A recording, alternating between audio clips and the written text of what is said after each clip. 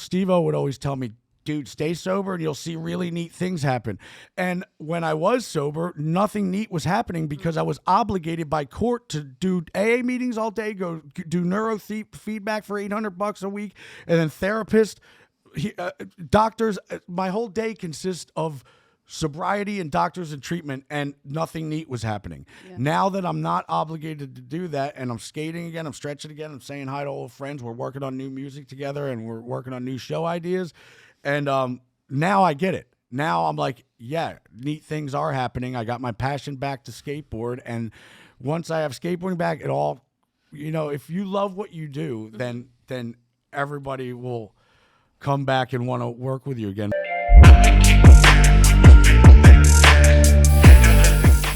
Guys, welcome back to the #1 mental health and addiction podcast, the Hopeaholics. I am your girl, Dannii Marie, and these are my boys. I'm Chad. Hi, I'm Shane.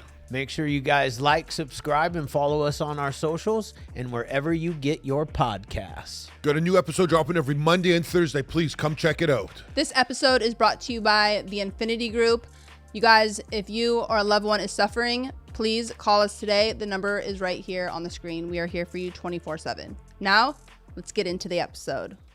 Bam, Dannii. Hi. Yeah. Yes. Welcome to the Hopeaholics podcast. Yeah, man. I want to tell you, she's pretty shredded up. I'm looking at her in the camera, and Natalie and her. I mean, this is a good duo right here, man. I like it. I have been wanting to wrestle her play-wise for a long time. I will throw in a few dollars. Please do. I will definitely chip in for that one, Bam, if you're okay with it. Yes. I was trying to get her to throw me. I'll I don't care. She's like, oh, you'll get hurt, and I'm like, I don't care. Since we met over a year ago, I've never seen her so excited when she. Oh, nice.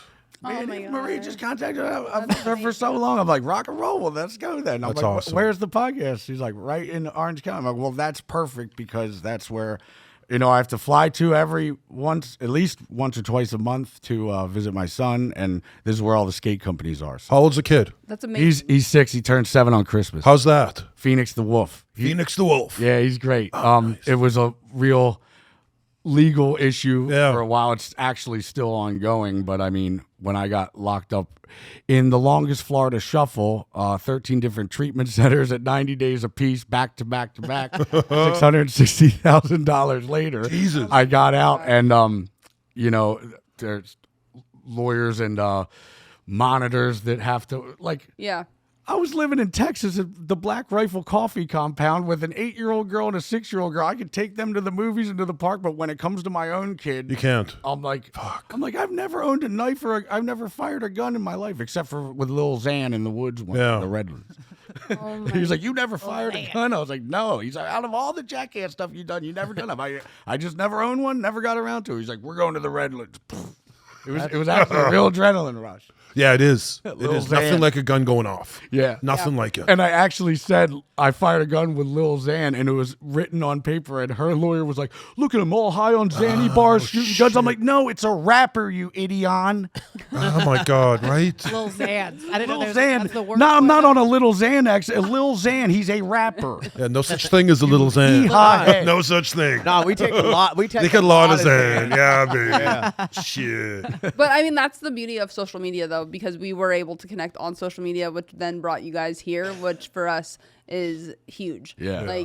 This is a huge moment for not only you guys being on the podcast together, but then also you guys sharing with the Recover Out Loud meeting and bringing so much, there's always like a downer when it comes to recovery for either people that suffer with addiction or even just the people that are with people that are, fucked up. Yeah. Yeah. People need support and need to understand the disease. So the fact that you guys are willing to give your time to speak to some of the people that are going to be not only fans, but also currently in treatment as well. Yeah. And then others that are just coming in to get their little medicine for the night too we can't thank you enough for coming in and doing both things. No problem. Yeah, you got a lot of juice, man, and you could help save a lot of lives. Yes, you got that opportunity. And I could say I've been to probably over 20 treatment centers. Some of them are great, some of them, but you have to want to go in. Yeah. You can't have your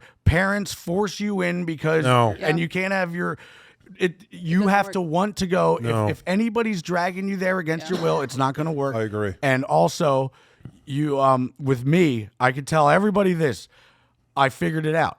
I needed structure. Dannii taught me structure. There you go. You have to wake up and have something to do. We walk the dogs. She stretches me for an hour. I look for a skate spot. I can't leave unless I get a skate trick on film. We go home. We cook dinner. I either paint or write or whatever it is that I do. It's a structured schedule. 100%. Before, I would wake up with nothing to do. I would look across the street, see an Irish pub, and say, that looks like fun. And I would do that all day and all day. And that was fun for a little while. And I had no 9-to-5 job, and I had no boss tell me what to do. So if the night was fun, and I would keep it going until the sun came up. I need to know that I'm going to bed at 10 o'clock at night. And, you know, when she's like, I don't care if you're with Billy Idol or Iggy Pop and you guys you're going to bed at 10. I'm like, well, we actually are with Billy Idol in Calgary, Canada right now. Nope, we're going to bed at 10 because that's the rules. I'm like, and it Smart, really works. And it works. And, you know, I got to say, in 2013, the doctor analyzed me and said that my legs were like dry rotted rubber bands from alcohol and pill abuse, which I was forced to take. But from all the side effects of dehydration, stiff muscles, hair loss, erectile dysfunction, suicidal tendencies, all that. And he said, good luck trying to skate again. And he said, reach down to touch your toes. And I did. My hamstring popped right here in the back of my ass, and I was out for a year. And I would have to pull over in 20 minutes of traffic just to walk around and stretch. So I lost all hope on that, and it just made me want to drink even more. And when I met her at the Sunset Marquee in Los Angeles, she said she's a stretch coach. Do not listen to him. I'll stretch you an hour a day. And she said within a month, it was even sooner than that. My legs are 100% back, and I thought that they could never be recovered from. I told him he had to get away from those people at the party too, you know, because when we met at the Sunset Marquee, it was just not the right crowd. I shouldn't have been there, but it was just a daytime party. So the strike had just hit. I was here from Miami. I paid $12,000 for rent in good old Koreatown. Oh my gosh. No parking, no laundry, but they accepted pit bulls, so I was in. But then the strike hit. So I said, well, I already paid my rent, so I might as well give LA a little bit of a chance again, because I'd been here when I was 19 and I had a good time then. But yeah, I was like, these people, nobody has jobs. I had a car payment, rent, 2 dogs. And it was what happened with me was I was through the gills with lawsuits. Like my brother's girlfriend, they were living in Castle Bam because they knew I was in treatment. I said, you could live there. He got Prince's soundboard from Purple Rain and turned it into a recording studio. So when I came to visit, it wasn't like, hey, nice to see you. How long are you here for? It's more like, when are you leaving? I'm like, fuck you is when I'm leaving. So we got into a little tiff. I ripped off Billy Idol's signed guitar and hit him over the head with it. And I told her I'd put a bear trap on her foot. And now I get a terroristic death threat charge that I had to hire Donald Trump's lawyer, Mike Vanderveen, rock and roll, to prove that I put my hand in a bear trap at Jackass 2 and it didn't even break. It hurt like hell, but I don't even own a bear trap. Why are we in court for this? You know, the thanks that I get for letting my brother stay at my house for basically free is for them to call the police on me over a threat. Like, I just showed up with a backpack from Los Angeles. Chances are I don't have a bear trap in it. And you've lived here for 4 years, and you know that there's not one here. Then I'm dealing with the custody battle situation. Jackass, which made me go to treatment for 90 days on my own dime. They're filming during COVID, which is illegal without me. So I already felt like I wasn't a part of it. And then to put me on 18 different medications to the point where I couldn't even cry or come. I was a zombie. And I was the most depressed I've ever been in my life. And I knew if I stopped taking these 18 pills, then I don't get the $5 million that I usually get for the movie. And I stopped taking it. They're like, well, it looks like you broke your contract. Yeah, what's the point of getting $5 million if I'm fucking dead? You guys are killing me. Jesus. You know, they made me sign a fucking death waiver. Well, guess what? You signed my death waiver. It's called Get Into a Fucking Bare Knuckle Boxing Ring with Me, Knoxville. Tremaine, you're too much of a pussy. But Knoxville, get in the ring with me, you fucking pussy. And if you call him a pussy, or say I double dog dare you, then he has to do it because he's so brave. Well, I triple dog dare you. Get in a ring with me. I'll send you on a fucking lunar orbit. I like it. Let's do it. I want it, man. This is his third opportunity, and I just keep he's not going to answer. And he keeps dodging the question. People ask him, why don't you fight me? Oh, I got bigger and better things to do. Hell no, you don't. Fight me. Well, let's do even our ring. Yeah, there you go. There's nothing bigger and better. Yeah. Let's go. Jake Paul and yeah. Conor McGregor, they do it all day and talk all, I'm going to fucking kick your ass. And then it's a big boxing thing. Get into a ring with me. I'm not saying I'm going to do it out on the street. Get into a ring, sign your death waiver because you made me do mine. I signed a death waiver that basically set me up to fail. I had to pee randomly once or twice a week. If we're out camping with my son and I get no reception and it says pee now at urgent care, I would have to breathe in an alcohol thing 3 times a day. Noon, 3 o'clock, 5 o'clock, and then 7 o'clock. So when it's time to breathe and I don't get reception on the phone because I was camping one time with my son, I had to drive all the way down the hill, 30 minutes. It would like ruin the whole camping trip. And if I do it, if it says blow at 4, let's just say I did it at 3:57. Technically, I broke my contract. So technically, they don't have to pay me if they want to get that detailed. Is that all because of the movie? Or is that what was they the put me contract? through the ringer. As soon as I signed the contract for this, they said you can't drink, which is fine by me because now I'm doing something that I'm back to doing what I love, Jackass. And I don't want to drink. It was all that downtime of being bored and sitting around. Sure.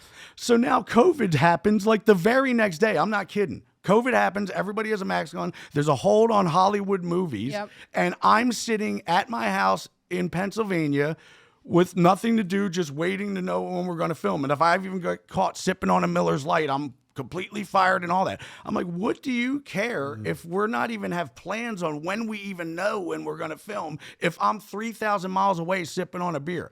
Well, anyway, they're so hypocritical when we do Zoom calls.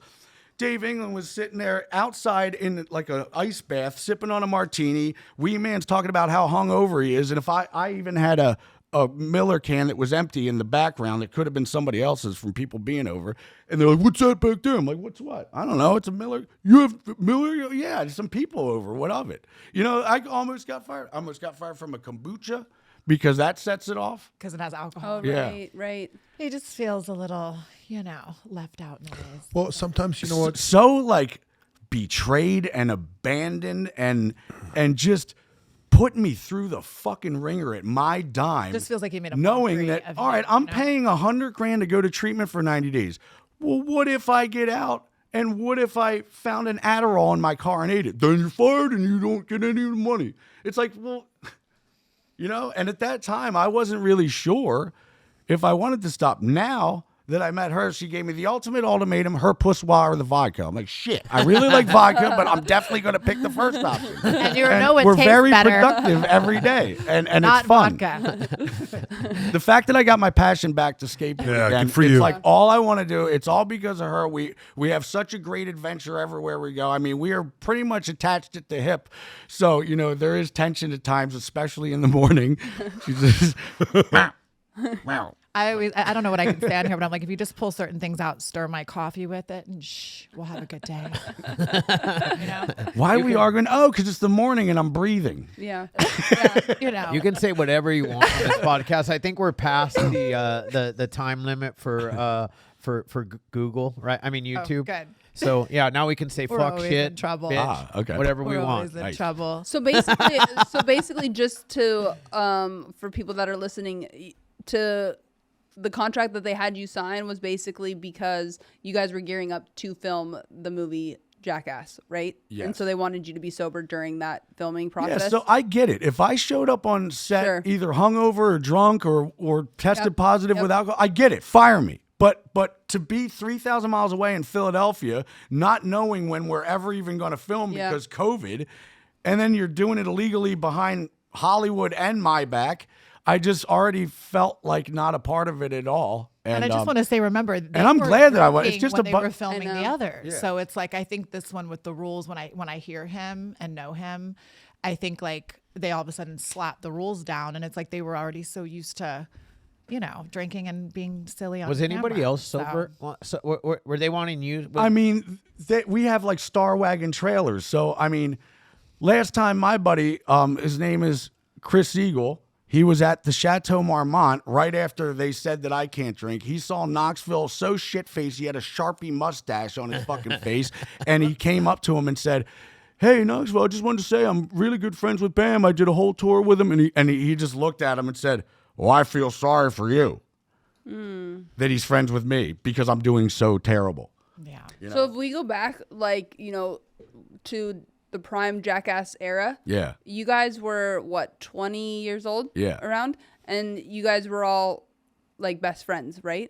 Pretty much, yeah. And so, and that journey, I mean, when we would go our own ways when the movie was done, everybody lives in all different places, but Sure. when we would get together, it would be a blast. yeah. And, But everybody was drinking and partying then to Hell do half yeah. the stuff that you guys would do, fucking bananas. Crazy. Hell yeah. Like, bananas, like, I would have to be high as fuck to do half Yeah. of it. Drunk Did for you say sure. bananas? Bananas. I like bananas. And Merch. that's the Yeah. thing. Like when Jackass 2 came out, they high-fived me for good press for having a felony charge of brass knuckles drunk at the LAX airport. I got a gift from Island Def Jam because my brother CKY, he's in a band called CKY. He got signed to the label, so they gave me brass knuckle diamonds that said Island Def Jam on it. They were about $20,000. And I'm like, "Oh yeah, thanks for the gift." I just threw it in this pink little plastic bag with my iPod in it, and I check it through the airport drunk as hell on Friday. And they're like, "You have brass knuckles?" I'm like, "Yeah." They're like, "That's illegal in the state of California." I'm like, "Well, I live in the state of Pennsylvania. How am I supposed to know that?" And then we argued back and forth. I'm like, "Look, I have to make this flight, and that's a $20,000 item, but you can keep it and whatever." He's like, "Oh, we're definitely going to keep it, and you're definitely going to jail." I'm like, "What?" my God. So I had to pay $20,000 to get it expunged to prove that it was a gift, and I was just going to hang it up in my Sirius radio room when I was doing the show. So it was just like a gift that Yeah. wasn't framed at the time. Yeah. And I proved that. But to be all over press when the movie's coming out, high five, you're all over the news, and Jackass 2's coming out. You're drunk at the airport with a felony charge. Now they call me a liability because I was drunk out in front of the Lux Hotel and got in a little argument with somebody. It's like, come on, man. Yeah. A lot of up and down there. But do you think that's where like the kind of, I guess, addiction kind of really started to set off and run wild, is because all you boys coming together, it's like camaraderie.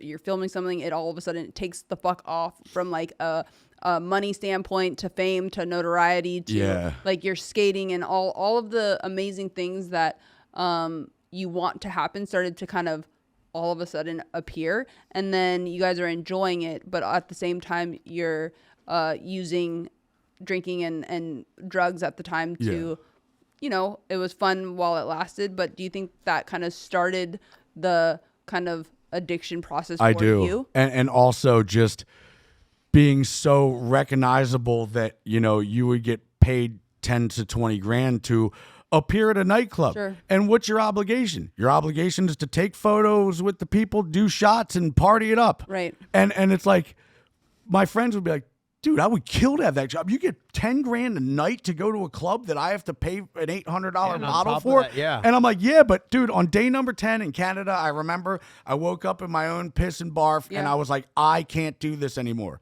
And then the promoter put a plate of cocaine in front of my face at 9 a.m. and said, "We have to make money." I punched him in the head, got on a helicopter, and flew off.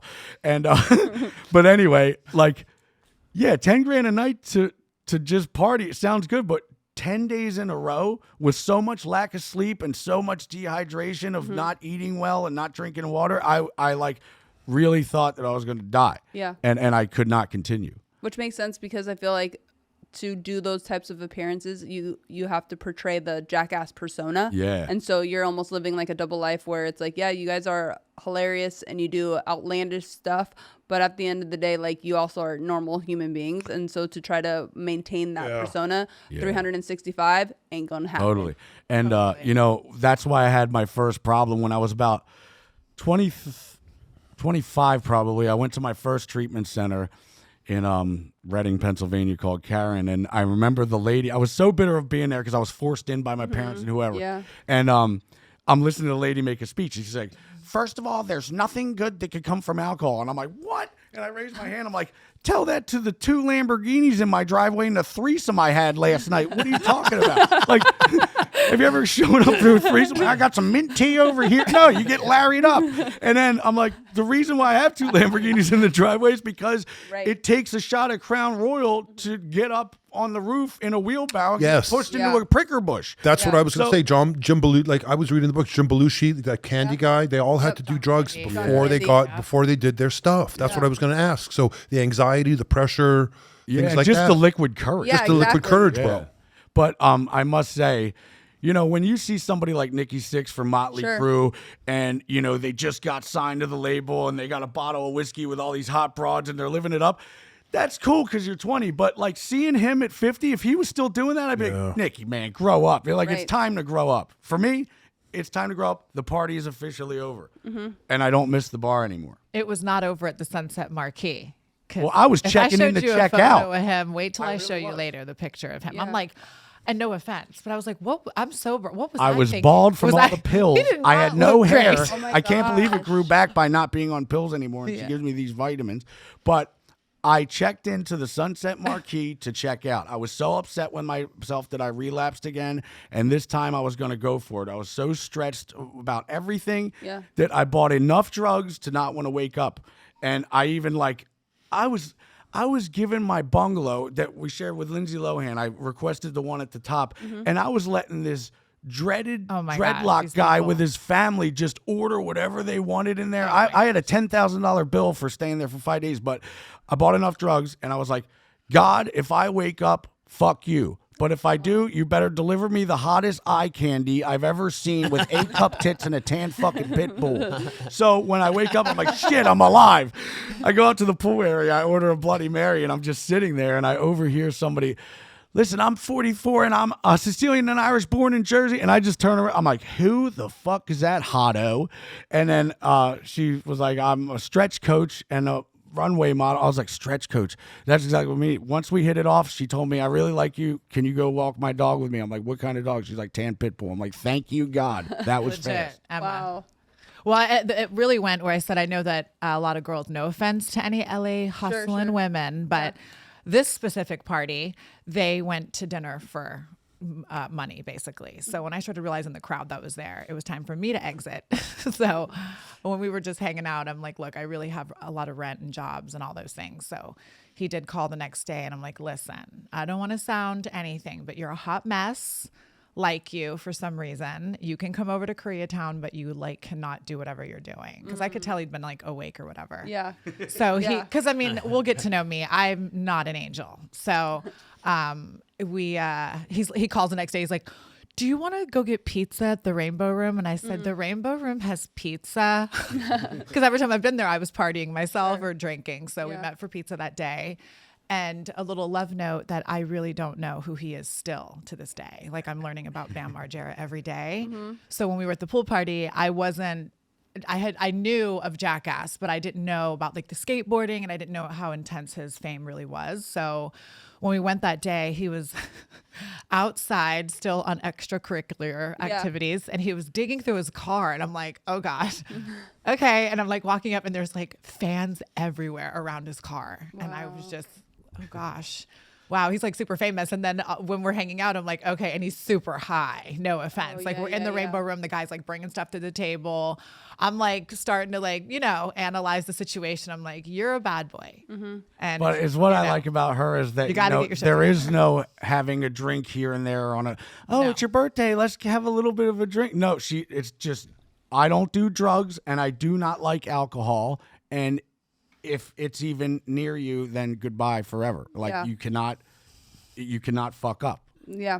Everyone knows he's had a couple messes up. He just got out of jail. I think it's safe to say that since we met, I have put down any drug, any pill whatsoever, and I feel so great about it that now I don't have to rely on, cocaine for energy. Sure. I can have a ginger shot and be like, yay, let's go run up a hill. When before I'm like, I need 19 of these things to even, you got to understand. For sure. So, just her all or nothing, that I can't. And the last time that I did, You went to jail. Yeah, the you can only tell time, the world. They the know. only time we have been not together was I had to drive from Detroit to West Virginia to do this podcast, and she had to rescue. I rescue dogs. a dog in White Plains, New York. She's like, "Can you? I have to rescue this today, or they're gonna put it to sleep."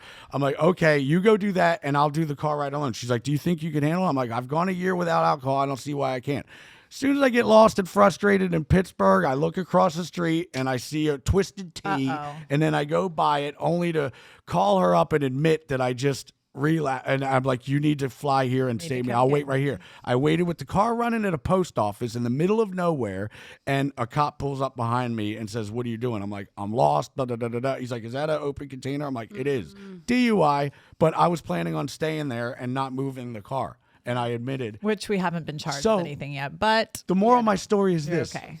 Because I broke my parole officer by opening up the container and getting a DUI, he said to come in and we'll talk about this when I knew got it. back to I was Philadelphia, only to handcuff me and put me instantly in jail for 8 days, not even telling her. She's like, "Where is he?" And they didn't even let her know that we went to the courthouse and I'm not coming out. So when I get there, the whole place is like heckle me, not in a way that they wanted to kick my ass, more of a way like, "Yo, it's Bam from Jackass. Yo, let me get Johnny Knoxville number. Yo, look what it was like being in a P. Diddy boy. What was it like fucking Jessica Simpson?" All this shit. They're like, "You don't belong here. They asked you about his belong Diddy in party." solitary." They put me in solitary confinement for 8 days with just me, myself, and I. Yeah. Oof, And it's rough. if you want anybody to stop whatever bad habit they have, whether it's heroin or alcohol or whatever, tell them if you touch that again, you're doing 8 days in the hole, and I guarantee everybody would triple think their decision and stay sober or whatever it is. You got to give them the whole. They've got to do the whole one time though. Dude, even a day, they probably whole- wouldn't do it. Yeah. No way. The whole set. You can go I literally did too. mentally insane. I did, Yeah, I did 2 and weeks because I did 2 weeks. 2 Yeah. weeks In the hole? in the hole. Yeah. Oh, boy. It's miserable. So on we've the all fourth been there. day, on the fourth day of getting plastic green beans and a rubber plate with like mystery meat, it was my birthday. So the guard is like mopping up and he just slips this birthday. thing under the door. I'm like, "What the fuck is that?" And I run over. I'm like, "It's one of those English Withers caramel English Oh my tofu God, things." yeah. I was like, "Oh, it's the fucking best. This is the best." He, like, And what was the bragged highlight about of your it. day on your 45th birthday when you're in jail? A Withers tofu caramel. It was the best. I bet. Let me Have a ask you little a sugar. question. When jail. they put you on the pills and they made you put in a contract, you got to stay on all these pills. What are they diagnosing you with to justify these pills? That's exactly what that's what I want to know. I've been to so many treatment centers, especially in Florida. It's just a body snatching Bipolar. insurance Isn't thing. everybody There's a really bipolar? good one here called Everybody's Wavelength in Huntington Beach. They, and closed down. RCA is really good in Philadelphia. But when I was doing the Florida shuffle of 13 different treatment Yeah. centers, they would ship me to another place just because my 88, I had to do 90 days when you're 5150. That's just the rules. Yep. So I'm 88th day. I'm like, I'm getting out in 2 days. And the interventionalist, Steve Timmer, would come in and be like, "You've been rocking those same pants for like 3 days now." I'm like, "Yeah, I'm not trying to get any pussy in here. I don't care. That's bad hygiene. You're doing another 90 days in Ocala." So now I have to go do that. Then I flick a cigarette out on him in a bush in the 88th day. And then he films it smoking like any cigarette would. He said I could have lit the whole national forest on fire. So then I had to do another 90 days.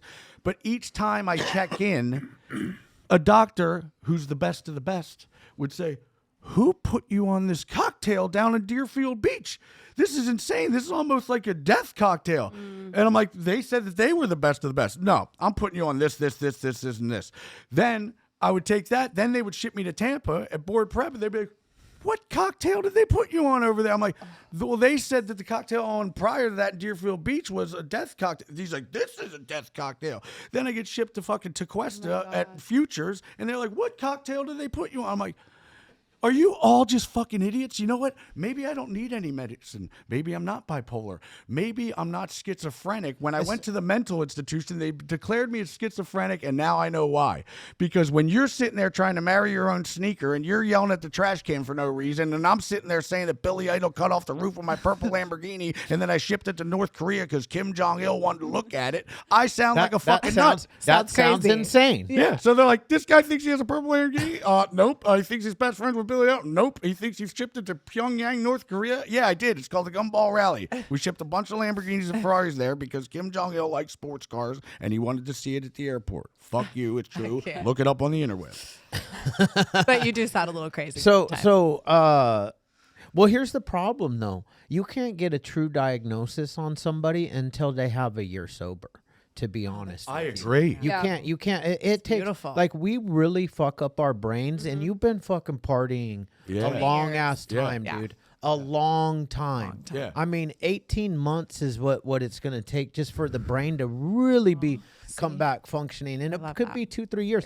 Yeah. But I get it. But to slap a diagnosis, you could put temporary diagnoses on somebody, but to slap, you can't know what I am in 20 minutes. And guess what? If you think that what I was going through was major mood swings, because it's basically like this. What if I told you right now, and we're diagnosing you, that you just hit the lotto for 1 million? You'd be like, yeah, I hit the lotto for 1 million. And then I tell you in 2 seconds later, oh, and your grandmom just died. You'd be like, fucking hell, my grandma just died. Like, you're all over the place. You were happy 1 second, now you're all miserable. Well, yeah, because you're telling me good and bad news. Mm-hmm. And for me, that doesn't really sound like bipolar anyways, because, like, I mean, okay, yeah, rapid mood swings. Yeah. You know, rapid mood. I don't know. I can't stand these doctors. But though. You're not, we're not that great at some of this stuff, and our doctors are owned by the pharmaceutical company. Yep. Right. We all know. And the 20 minutes of you knowing me, I'm all of a sudden now on bupropion, propanolol, Latuda, Risperdal, metformin, Seroquel, Trazodone. Risperdal is horrible. Yeah, well, I was on 18 different things, Zyprexa and Depakote. He said, are you depressed in any way? I'm like, well, if I am, it's because I'm 250 pounds and I feel top heavy and I can't balance on a skateboard like how I used to. He's like, So then I'm taking these pills, eating salads and treatment, and I'm like, why am I gaining weight? I looked it up. Zyprexa, #1 weight gain pill. Motherfucker. Depakote, #2 weight gaining pill. I'm like, why would you give me weight gaining medication? Well, because it's an antidepressant. Well, if I keep getting fatter, I'm going to be more depressed, you fucking hot air buffoon. We're big peptide people over here, and like doing the real like, you know, health, getting ourselves healthy with good food. Yep. You want to heal your brain? Yes. Yeah. Start healing the gut. Yep. I mean, everybody's RFK is talking about it. Yeah. You know, we got to heal the gut. We gotta start listening to better stuff. I could tell you this. Philadelphia, she took me to a vegan restaurant called Monster Vegan, and they had a Philadelphia cheesesteak of not real meat. How was it? I couldn't tell the difference between Pat's and Geno's. I'm like, I could eat here every day. So now I could pretty much say that as long as there's a vegan restaurant near me, I could definitely go vegan. But how about this we're on morning? the road so much in the middle of nowhere, like Arkansas, you're not going to be finding any plant-based drive-thrus. Well, this morning I came out of Jersey Mike's and he was at the plant-based place. So if that tells you anything. Wow. Like, The Big Zack. It's like a Big Mac, but it's vegan. the Big Zack. I'm coming out of Jersey Mike's. You're coming out of plant-based this morning. I'm like, we definitely changing. But I also think like going into treatment and every individual is very different. So having like you yourself coming into treatment and seeing a doctor is what you've walked through is not a normal patient's life, because you have to think like, not only are you on this like high from Jackass was such a huge show, and it came out like out of nowhere, and then it just hit and it was running and gunning, and you guys were killing it, from like a financial to the fame to the notoriety to everybody knew who Jackass was, which then everybody knew who you were. And then what people don't understand is that's going to mess with your psyche too if you're not ready for it, because you're so young.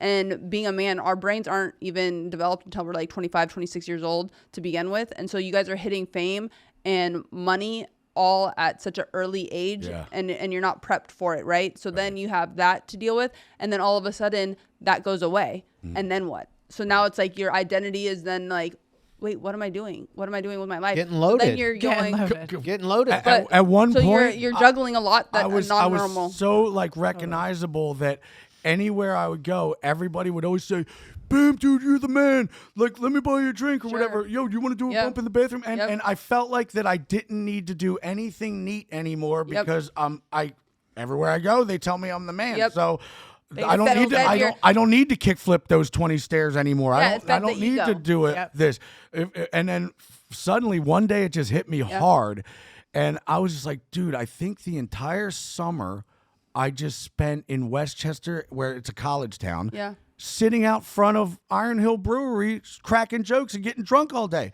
When last year I'm filming Jackass, I'm doing $1 million right guard commercial, and then getting to shoot all this stuff. And I look back, I'm like, last summer I was everywhere doing everything, and I spent this summer sipping on a bill Back in your Iron Bar. hometown, right? It's Going really places. a high to a It low is. on another level that is very difficult to even comprehend, which is then why you're going to pick up and use even times a million to just get out of your own head.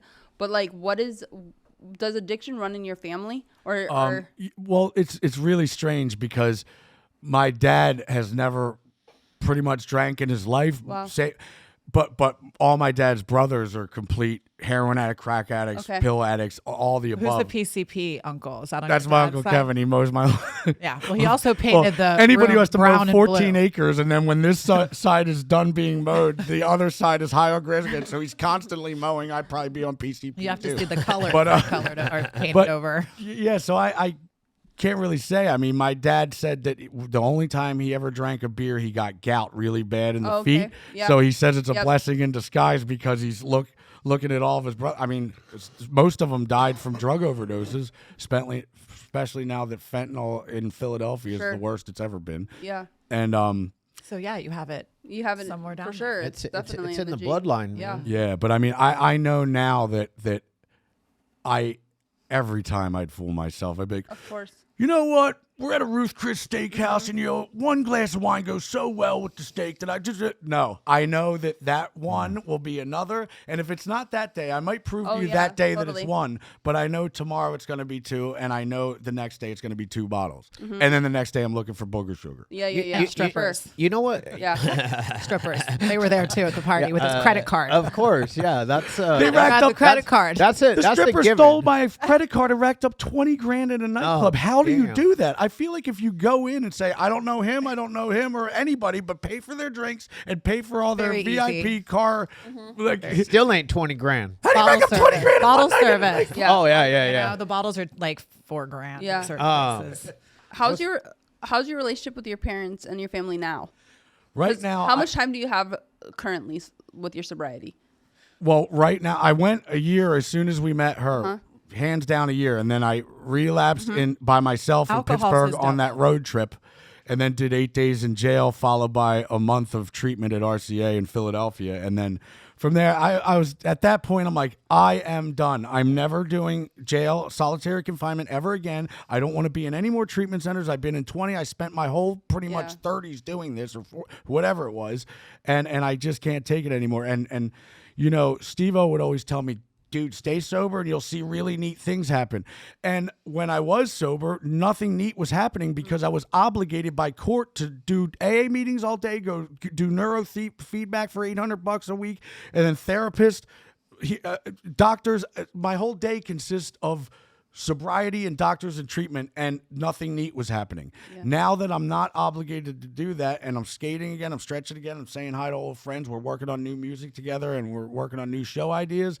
And now I get it. Now I'm like, yeah, neat things are happening. I got my passion back to skateboard. And once I have skateboarding back, it all, if you love what you do, then everybody will come back and want to work with you again. But just because I'm sober and going to meetings and seeing therapists is not, I'm not making any paychecks. I'm not getting any money. Right, It's just. Well, he's also off probation, so he's doing well for being off probation. Before he had to report, pee, all that stuff. So a nightmare. he's a free man now. Like he could do whatever he wants. So he's doing all really from a well. bear trap death threat charge.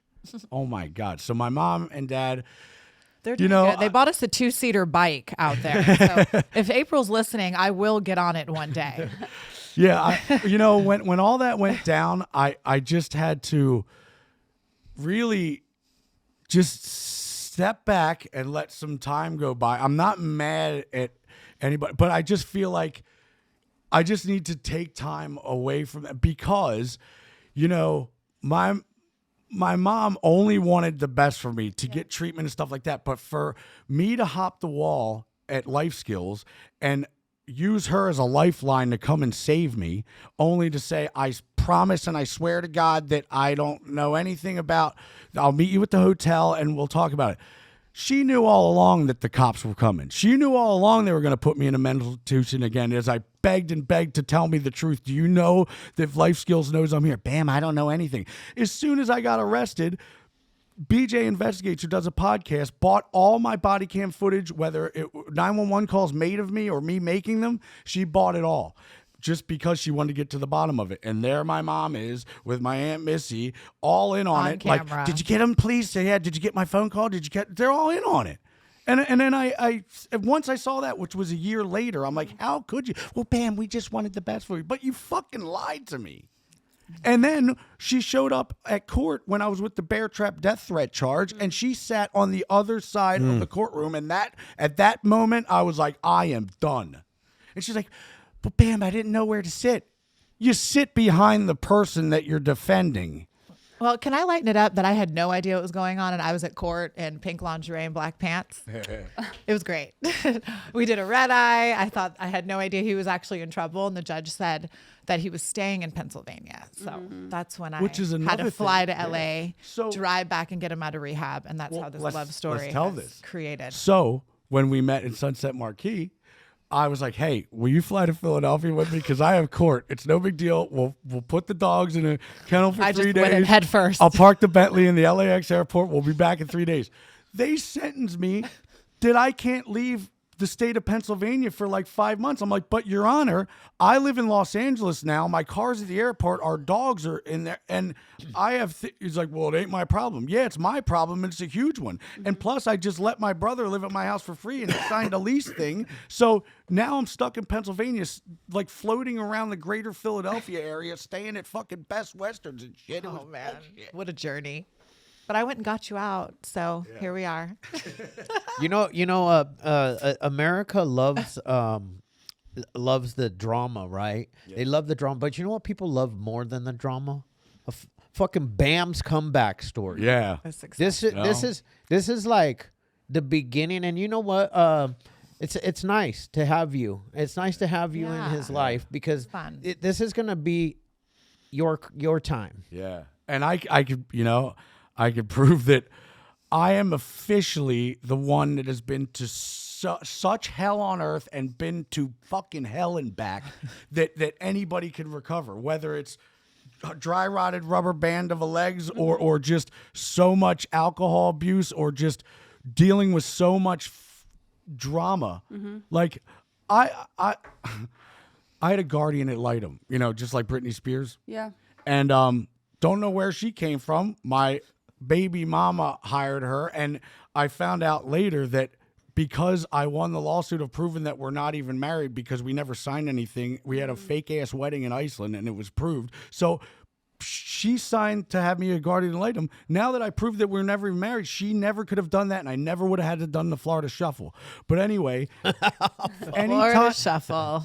Her name is Lima Jamarakovich, and she has 6 different names she had to change, probably for reasons of this. I've never had a seizure in my entire life until I met her. I went into 5 different seizures at 20 minutes apiece, to the point where the shaman was so scared, he took me to the hospital, and on my 5th seizure, I couldn't breathe on my own. I woke up 8 days later with a tube down my throat on life support with fucking COVID and pneumonia, and I just got done seeing her. And she paid me to do an interview. Tell them about that. I put some shit in my tea, but she killed a person named Amanda Rabb with her fucking medicine, and she faked the autopsy and said that it wasn't from what she did.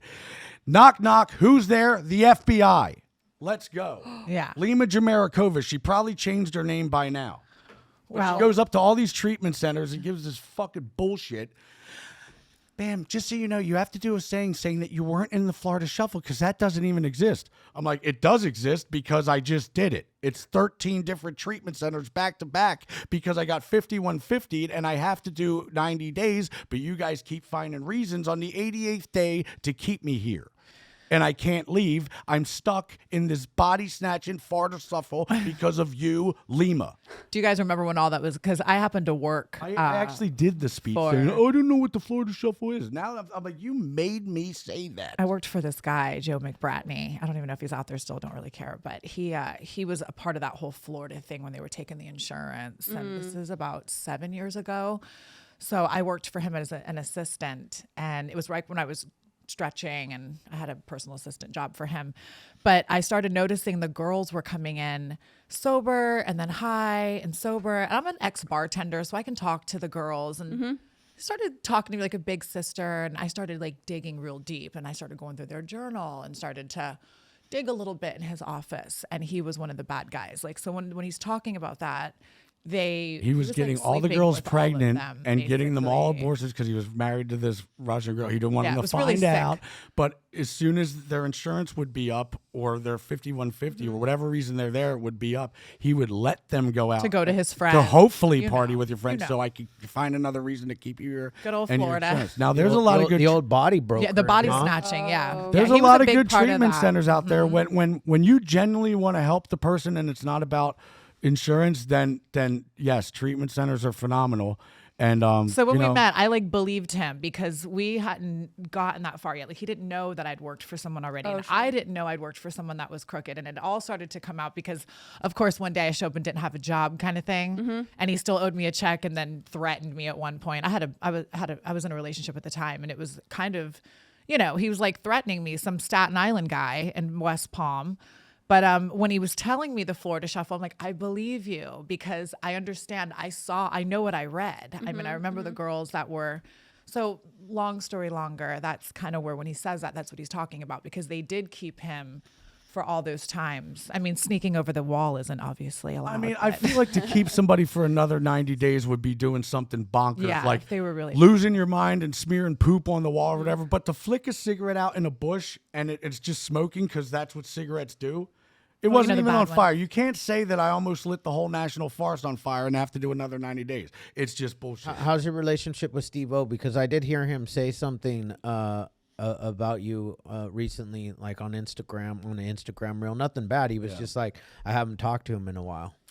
It's just that I love him, but it's just that there's nothing I feel like I can do without him giving me some kind of sobriety speech. So, yo, Bam, how you been? I've been doing great, dude. I just got married to a sober stretch coach. It doesn't get better than that, and I'm skating my ass off. You doing meetings? I actually haven't been doing meetings because I've been like doing Comic-Cons. I've been traveling nonstop, and I haven't even had a nanosecond to even take a piss sometimes. Got to do meetings, dude. You know, like...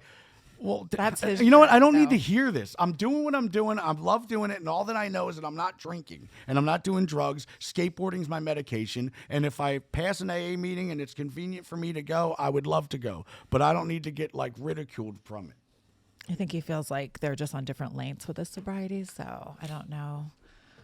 I like that he rescues pigs. Time will tell what happens time will with, tell. but you know, even with your relationships with those guys, Yeah. you know, time will tell. And Well- there's a lot of history there. There's Yeah. You a guys lot got of a stuff lot of years that you guys went through, that good, bad, and different. Time is the only answer. But I mean, there's two people that I could never forgive. It's Jeff Tremaine and Johnny Knoxville. I just can't. I was basically walking dead. I was dead. I was a zombie.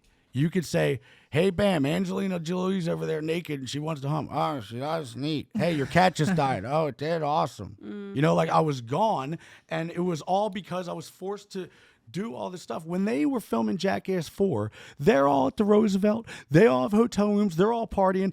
I'm 3 blocks down at some shithole with a Paramount guy hired to make sure I don't leave the room so I don't go drink.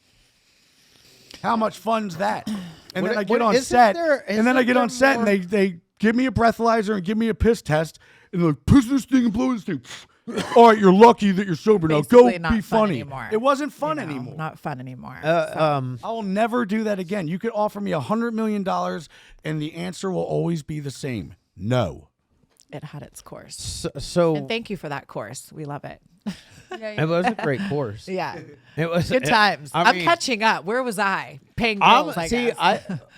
I'm of the age of where, Viva La Bam, all that on the MTV. TV. Yeah, I'm that. I'm 51. That shit was like all over my TV. Well, I so just turned God, 4 or totally. 5. I don't remember all of it. You on turned MTV. 4 or 5? I just did. Nice. 4 or 5. Yeah, I don't. But I think that like we've done it all, man. I sat did it back all. and I'm like, the only thing left for me to do is fucking stick a hot poker on my ass and rip my dick off. We've done Please it all. don't. But I mean, like, it's starting to get really repetitive. Like, I know last week I did a backflip into elephant poop with, but now I'm gonna have ice skates on with a wig and do a backflip into diarrhea poop with pee in it. Now it's just like,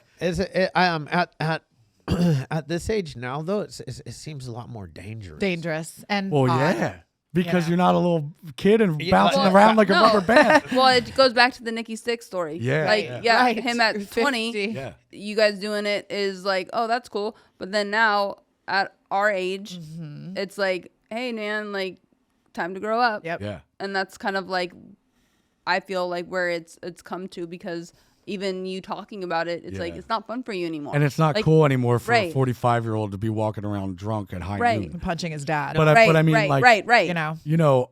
My daily, when I was 20, my day would be jumping down 16 stairs over and over again for 3 hours. And like, I would just learn how to fall. It was a little rubber band. If Yeah. I even jumped down 16 stairs now, I wouldn't be surprised if my ankle was broken. Like, Yeah. Yeah. you just gotta, and plus, in CKY 1, which I sold 1 million copies of through word of mouth when I was 16 years old, it was Jackass before Jackass. That's what they used my video CKY to create the pilot of Jackass. So in that, I'm 15 years old. I pull up to a Wendy's drive-thru and ask for a large Coke, only to say fire in the hole and throw it right back at the lady and drive off. Now, because I'm 15 and I'm a punk ass and I'm an adolescent punk, it's funny. Yeah. If I did that at the age of 45, they would be, Bam, what do you do? You belong in a mental institute. Well, he'd end up on court I'll be TV. You're 45, Yeah. man. I'm like, yeah, no. I'm gonna be honest, Bam. Court TV If you all did day. that today, I'd be fucking. We would laugh. Me and Shane might go with you. Yeah. And fucking film that No. shit. Why not? No. Huh? I'm No. 50. Shane's 57. Oh, I am not. Look it up. 37. Fuck this guy. Donna was What the hell is going on? We're calling out age. Holy shit. Huh? Oh, You gotta call out age. No. Man. Like we ain't young bucks, but we can still have a fucking yeah, good we can time. party. You'd Well, be surprised. No, I would call the cops on you fools. Yeah. Being like, So would somebody Yeah, else. like, what the fuck? No. Like a 15-year-old, it's like, oh, poor kid. But like some like in your 50s, no, sit the fuck down. Yeah, you're Like funny. not cute. We'll miss the person. We'll just throw it in fire in the hole. And then you catch an assault Yes. charge. For sure. You have to see the people Especially that come now. to line at the Comic Cons and Horror Cons, and they're like, "Yo, you think Horror-cons. You think Bam will kick me in the balls?" I'm like, $100. Yeah, like what are we doing? We're crazy. still doing. And I don't hold That's back. crazy. If, He if you want to kicks get smacked in the himself. face or kicked in the nuts, I'm not going to be like, no, I'm going to let you have it. They film it. They love Yeah. it. They're still Bring a They fucking love it. glove. They Yeah. love And it. just They like- do. They Yeah, bring. Let me turn around and you just Crazy. fucking whack me. People wait in line They do to for get the- rockied, slapped in the face, or kicked in the nuts. I mean, most That's of the time fucked it's up. So autograph crazy. a That is picture. fucked up. Yeah. Adults. But, Adults. Yeah. But yeah, what if when I was 16 and I kicked the door open when my dad was taking his shit on the toilet and I beat him up? That was the most entertaining thing. And when Jackass, it was the first Yeah. season of the first episode. If I did that at 45 and he's 70, Yeah. whatever, Jail. I belong in jail or Yeah. both a mental institute. Yeah. Yeah. But what are you doing? That was off What are the you- hook, though. Yeah. That was off the hook. But it makes sense when you're 16. Yeah, yeah, So it's yeah, really hard yeah. to determine what's funny anymore. Yeah. It is. Yeah. That's There's a lot of Especially- things that are funny, Yeah. but there's a lot of Well, things what that would just be would funny not work. is you and Johnny Knoxville in a boxing ring. Yep. Too much of a puss. Like Bare knuckle fighting. Bare knuckle fighting. They've Take your offered. fucking mittens off because I don't have time for that. I mean, Get your ass kicked. You're gonna wind up in an ambulance, or you have to sign this if you death could waiver. get Jake because Paul you to might- promote it, They said something the one day because even McGregor said something. now all of a sudden fucking Conor McGregor owns part said of something bare about knuckle it. boxing. I went to Hollywood, Florida to see it. I loved we it. had so much fun. You draw blood instantly. Yeah, for and, sure. and me, I fight like a hockey fighter. I took Taekwondo. I was a black belt and everything, but I'm not going to wait to block your punch. I'm going to kick your fucking ass. Splatter zone. or I mean, how about even you think he'll go for just the slap thing? You know that Slap him. He just, Knoxville, answer my question. Will you get into a Knoxville, fucking can ring you with me please or just not? answer him? I hear about And it if every you don't, day. that's fine. But just say yes or no. Yes, you will. Great, let's go. We're gonna no, clip- you're a puss. We're gonna clip this one into a reel. You got to put it on your love page. it. It'll get to Knoxville. Yeah. He can't answer. How's he so busy that he can't answer a question? Yeah, I'll do it. No, I won't. It's that simple. Why is there so much bad blood between you guys because of the movie? Tax Because of on the what feet. I had to do with their death waiver of a contract. I was gone mentally, physically, spiritually, everything. I was dead. And it was all because of them. And knowing that if castrated. I stop doing this, then I'm not going to get the $5 million I usually get. And all that money that I spent on treatment and $800 in neurofeedback and $800 to Heather Hayes for my medication and $800 and then just to be like, oh, you broke your contract. Well, fuck, get into a ring with me. I'm going to knock you to the fucking moon. That attitude. Huh? I don't love that attitude. You don't? No. I have to, I'm so That's where he gets frustrated with worked just up. everything that Yeah, happened. you're to me, hurt. With Yeah, the he's hurt. guardian ad He's hurt litem for and then, sure. Yeah. getting abandoned by, Phoenix. I don't even know where Phoenix lives. My son, my own son. Don't know why I'm not allowed to know, but I mean, like I had to get out of treatment, wonder where I'm going to go, what I'm going to do, and who I'm going to meet. And hopefully I needed somebody like her to say, we can't sip on a drink on a special occasion. I don't care if it's your birthday. I don't care if it's Christmas. You're not drinking anymore. And I don't want to. But I needed that because Because that house you were in was not good. and I didn't even tell you In the this hills. because nothing did happen. Oh, but it here we could've. go. So when I met Lamar Odom, I was staying at this treatment center and it was nice, but I just felt like I had to get. It was summertime. I felt like I was missing out on things. Sure. So I got my purple Bentley and I drove to L.A. I really wanted to see my son, and I couldn't find out where he lives. So I parked near this bridge and I see this dude go down to this tent and I'm like, I know that there's meth down there. So I went down there and I bought some and I met this fucking like 21-year-old black homeless chick and I was talking to her and I went. Do you have a child out there we don't know about? No, listen. No, nothing happened. But just I kidding. said, I'm going to buy you some clothes at Ross's Dress for Less, and then I'm going to check in this hotel. You could get a shower. And when she got the shower and I came back from getting whatever I had to go, she was gone. But if she would have stayed, who knows? We would have done meth together till we died. We probably would have. I would have wound up with HIV with fucking a homeless person. I don't know. But thank God she left. And that was my lowest point. I'm like, today I just went under a bridge in Los Angeles to get mega drugs, to get into a hotel room with a homeless 21-year-old girl and potentially probably going to do something if luckily she all she wanted was the shower and her new clothes. She was gone. But if she would have stayed, who knows? And I'm You're like, lucky you met her, man. You're that lucky was you the met worst her. moment I've ever had. And I was Yeah. like, He's got a need lot to he's going through. Yeah. You got a lot he's going through. He's in pain. lot. He's in Yeah. pain. Yep. He's been hurt. He's been betrayed. Because I'm in Burbank. Yeah. And my son lives within the mile 100%. radius, and I don't know where it is. This is what I'm saying. What am I gonna do? Nothing, bro. Go hang out at the mall? No. Go to It's the bullshit. skate. I don't even want to go to the skate park. I Yeah. want to see my son. It's a And lot. I'm sitting here in It's a a hotel lot. room trying to figure out where he lives. And then I say, hey, Nikki, I just bought you a brand new car. All I have to do is tell you where I need it delivered. So she tells me to meet her at a park in Burbank at 12 o'clock. I waited there with the Dern brothers. They're professional skateboarders. They followed me up from Oceanside, and we sat there till 5 or 6 waiting because, oh, it's not my fault I was running late. Like, all I'm trying to do is give you a vehicle. So, let me ask you a question. Let's jump over to the 12-step program. You don't love the 12-step program? I do love it. You do love it? Yeah. He needs some guidance with it. I am an open book. He is somebody who loves it when he's there and doesn't like it when he's not there. So our days are insane. there's no like, excuse. I'll go with you. Today, like tomorrow, it could be like I have to go get a skate trick for Thrasher magazine, then hop on a flight because she has to stretch Hulk Hogan, and then I have to go see Billy Idol at a whatever. It's really all over the place. And This is where I disagree. And to go to, all right, let's go to a meeting after. I'm Hot in. shot. Okay. Don't scare me. I mean, Threaten me with a good I'll time. tell you right now, every time you guys are back in town, I'll go to a meeting with you. You know why? Please. Because I'll match you with your busyness for, especially when Her I was on the busyness. road with WWE. There you go. Because I had a sponsor. There you and go. I would I love say you. the And I'll same. take you to the gym, bro. love you. I I'll would take say- you to the gym. She'll take you to a meeting. I'll You're gonna stretch you fucking. both. I There would we say go. that- I I'm would say in. the I same need thing it. that I need you it bad. say, I'll do it What do tonight. I- because Yes. I never wanted to go What to a can I meeting get because I'm to just get? like, oh God, you know, like I've never loved them. I tried to get sober at 23, then I relapsed, whatever, and then now I have 11 and a half years. But Love you. I would say the same shit because I'm in a different state, a different city. I have to do a Comic-Con, or I have to do an appearance at a hospital, or I have to go do Filming something your with show. the Could you make military. time being on the road with WWE? I had to. It It was like it was my there was sponsor was gonna like, cry. first priority.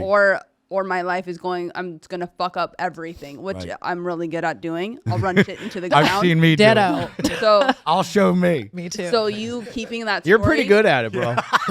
Yeah, you are. You I are, know. man. Your shit ends Make up a on promise TMZ to my every hot, time. my hot friend. But you telling the story about you going under a bridge. Yeah. That has to stay in the front of your brain. Yeah. Because that's where you will go. Yep. If you do not do it. That's where you'll live. I mean, Like- what have you? What, Yep. people end up under bridges. Yeah, he was under a bridge. And I'm going to go ahead and say the X Games when our I actually couldn't believe that I was doing it Yeah, at the time. I for was sure. like, I'm under a fucking Have- I have a purple Bentley yeah. up there. Totally parked. And I waiting was for just me. at Lamar Odom's mansion, and now I'm down here getting ready to get this shit. But I love that because that just and shows fuck the a depth homeless of the person. Yeah. disease. What am I Like, doing? it does not matter. it doesn't matter. That's the At all. disease. It doesn't though. matter. We do have a disease. Yeah. This is a fucked up disease is. that we have, man. Yeah. And like, you know, and I got addicted to crystal meth when I was 13. Yeah. And my shit went 13. My sister did it at bananas. 14. and then I got sober when my daughter was born and stayed sober for 9 for years. Well, I relapsed. I opened a treatment center, and then I relapsed as a treatment center owner. I went Wow. from having nothing to all of a sudden having success, Yeah. and I got loaded in money, Yeah. and then I picked up meth and again. And my fucking I go Yeah. into meth-induced psychosis. I actually thought that I was like, when I first tried it, a biker friend of mine, he always shakes my hand and he would give me like a little bag of Coke back when I would do it, whatever. But this time I was like, yo, that stung my nose. He's like, oh yeah, because it was speed. Once he said that, I got hooked on it and to the point where I did not know ever how I was going to not be on it anymore. Yeah. Anytime I got slightly tired, I knew that you could be dead tired. You could be so tired and do just a little bit and be up for another day. Yeah. Woo, Oh, yeah. Let's go at it. And that's so not good for you. No, Like, I had to stay up for 13, 14 days. Whoa. Be working fucking Oh, you- deep cover CIA mission. Yeah. I always got to do this. Where's my camera? CIA mission. I would hear voices through static Oh, fuck yeah. or ceiling fans. the ceiling I would fans, hear voices. the New songs that never came out before. Oh yeah, that's the good shit right there. Is this, hold on. See? Is this a new Billy Idol song that has never been released? I actually wrote down the lyrics once of what I heard I mean, it's good shit. of a you know, song that never existed. I'm down to go to these meetings. I with would you love guys that. when Yeah. you're- Make a. when I you're mean, in I town. love No, for you sure. when you are. What kind of meetings? Because I like to go to the ghetto, The ghetto. Narcotics Anonymous Yeah. meetings. Because like we'll walk in and they'll just be like, yeah, it's cool that they're there. Yeah. Yeah. But this is fucking, this is a real recovery meeting. Yeah. Just straight They like don't care about his game. That's gangsters. No. I mean, they Everyone will a likes little bit. Yeah. Everybody Or yours, does, of but course. yeah. They everybody- usually don't though. Like it's like if you got to find, obviously there's so many, and like we live in California especially, there's a meeting every freaking like 30 minutes. That's like the yeah. beauty thing. Everywhere else it's not nearly the same, the amount of them. They're like 24/7 Yep. literally. But once you find the recovery meeting, because there's some that are not so recovery based. If you don't mind me, Nothing wrong with the ass grabbers meet. Oh, sorry, I didn't mean The to say ass that. grabbers, I'll be there. if you don't mind me asking, when you were doing the whole wrestling thing, Yeah. what was your drug of choice? Or- Cocaine was my anything speed. Like I'm doing it all day so I can stay up. Like, Right. I like anything that keeps me like Yeah. And apparently she's a real alcoholic too. Like Oh, the yeah, I kind am that too. fucking gets Well, alcohol blacked will out. start it. Alcohol so like starts I'll it. just say, oh, And then the narcotics will sober you Boom. up. So you're like, Yep. oh, Exactly. you think I'm too drunk? Well, I'll fix that. yep. And then I'll go Little with the snooty thing like, snap. oh, I can have wine. I can have wine with my steak. But Yeah. then what happens is the alcohol will lead me to the drugs, no matter what. Yep.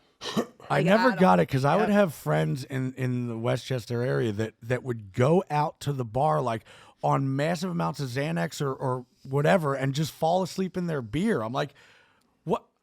Why would you want to take a whole bunch of Xanax to go out and fall asleep in your beer? Like, I get it, taking an upper to go chit chat and crack totally. jokes at the Yeah. pub, but to fall asleep in your beer and make a you know what? They're probably so blacked out that they don't even know that they did that, and that's No, why they don't. continue. Yeah, they it don't. actually took me to watch me on film That's the worst. drunk to realize how bad I actually was. Oh, that's terrible. Because Yep. I was filming with this guy Andy McCoy from a band called Hanoi Rocks from Finland. They were actually what made Guns N' Roses they're from the 80s. But I was hanging out with him, and I woke up the next day like, me and Andy McCoy got gold last night. I can't wait to edit this.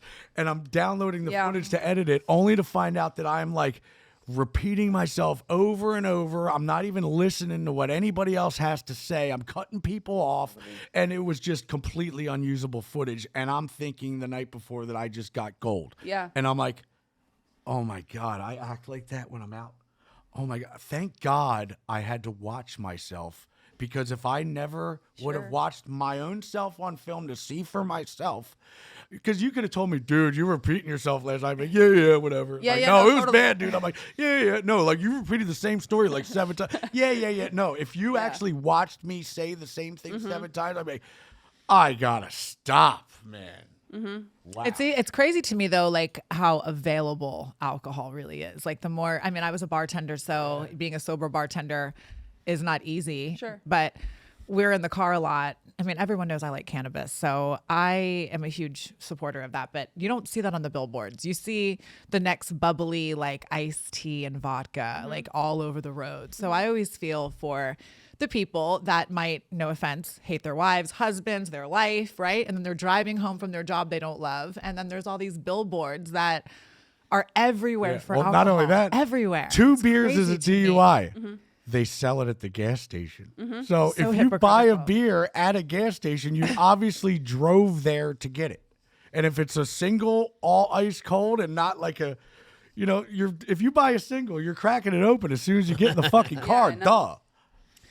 It's just amazing to me how it's so available. You're gonna Well, and- sell it at you a know. gas station, Yeah. and then you're Cold. gonna give a DUI of 2 beers. In Florida, they're on ice for you. Like when yeah, you open the Wawa now, like they're in those tubs, like it would be an apple, and they're just all cold 40s. Well, we always say You it all know. the time, like how much in the Hollywood and TV and film, it's alcohol is really glamorized. Like course. you see like the beautiful women, and Even they're having fashion their- shows. For Are you sure. kidding me? Like when we first met, I was like, I've Champagne. modeled my whole life. They gave me my first glass of champagne when I was 14 years old, literally. And we're like, go, Yeah, walk, do your thing, you totally. know? I never looked like one of those classy broads when I was No, me neither. Are you So kidding? it's like No, nobody actually does. no. it's Like about hot really, mess. really, people don't. I mean, you guys didn't go to dinner with us the other night, but like these were like sober executives, and it was just like disgusting. Yeah.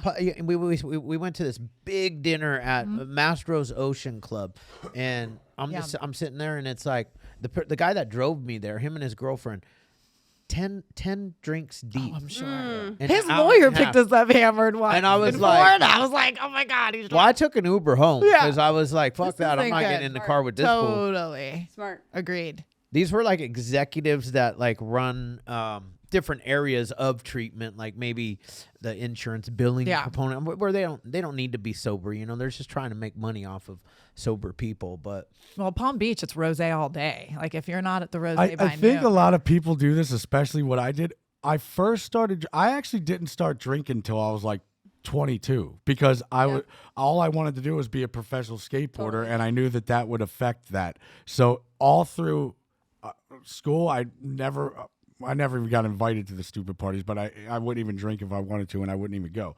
But anyway, when I first started to drink, it was to celebrate. Like, yo, you won the contest. Let's drink. Woo.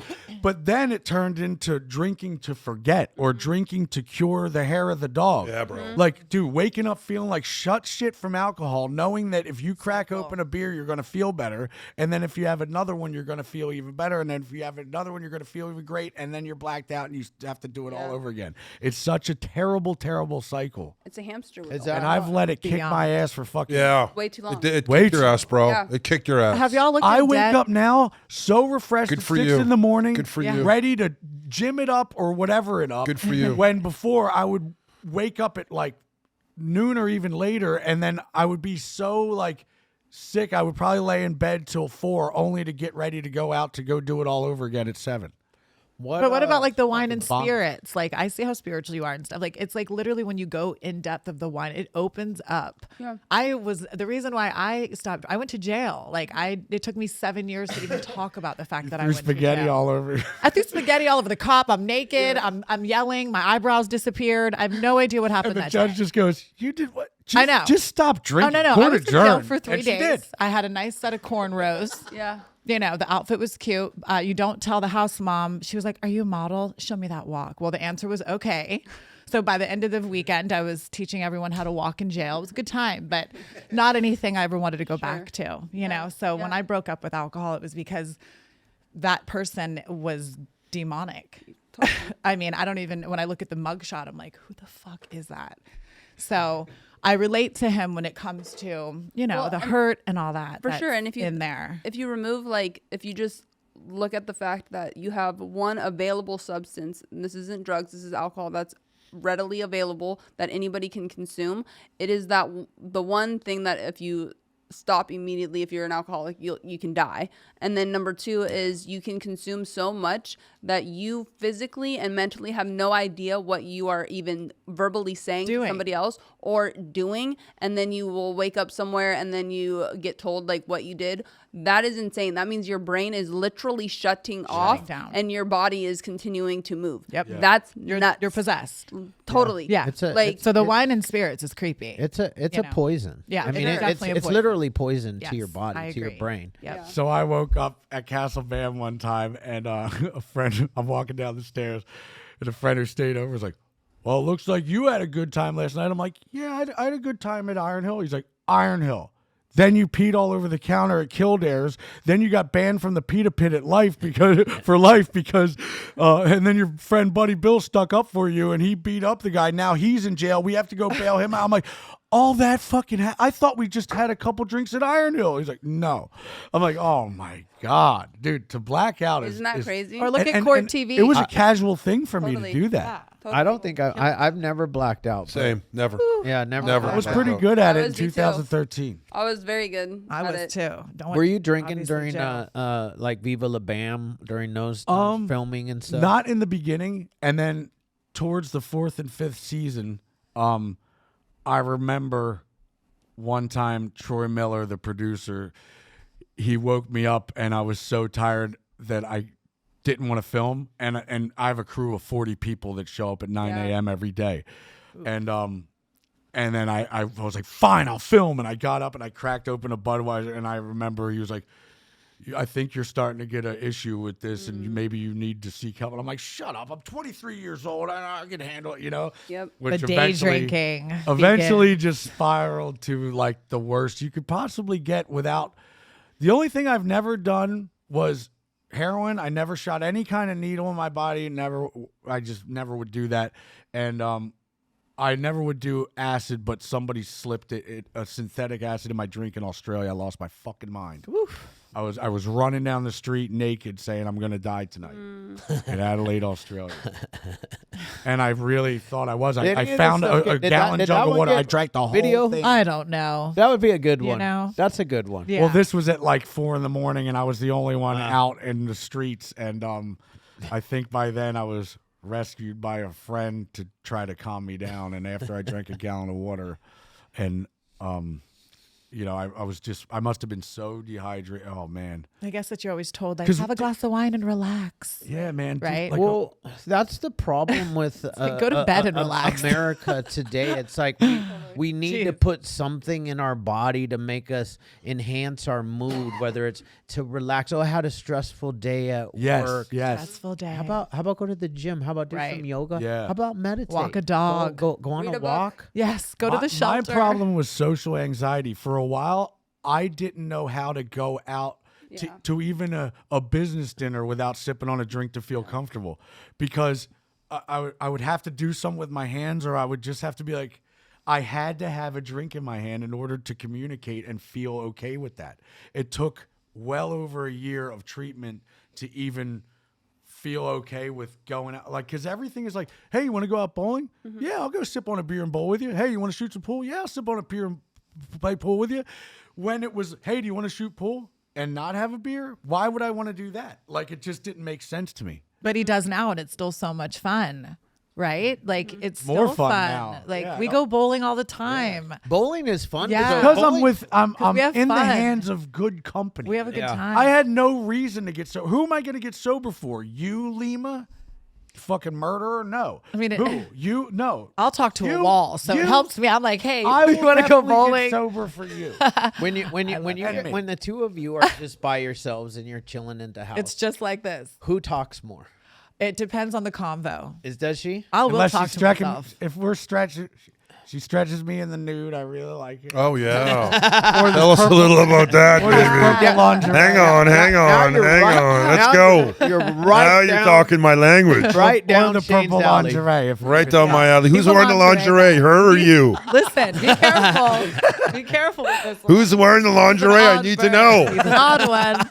You got to watch. No, I like He it. likes This my is- Oh, that's makeup. fine. This is Shane, man. That's Throws okay. me around the Fine. room It's like okay. a goddamn rag down. Yeah. You just That's woke nice. Shane the fuck up. Yeah. He always Nice. says that boy I want to stuff tell you is something. boring. I want to tell you something. She's good because you got to listen to her, man. Because you're still a little bit of a mess. He is. You know what I'm saying? You're a good mess though, and you have a lot of talent, God-given talent, bro. And people look up to you and they respect you and they love you and they gravitate towards you. But you gotta take advice and you gotta stick with her and stick with good fucking people. Get a few good friends, do a few workout. You know what I'm Yes. saying? Yes. The sky's back to limit. Yeah, for you, bro. man. Look at you. You know, I'm one of these people that like I really believe in perseverance and second chances. Yeah. You know, I Third felt- chances, fourth chances. Who cares? I felt hard, man. Fuck. dude.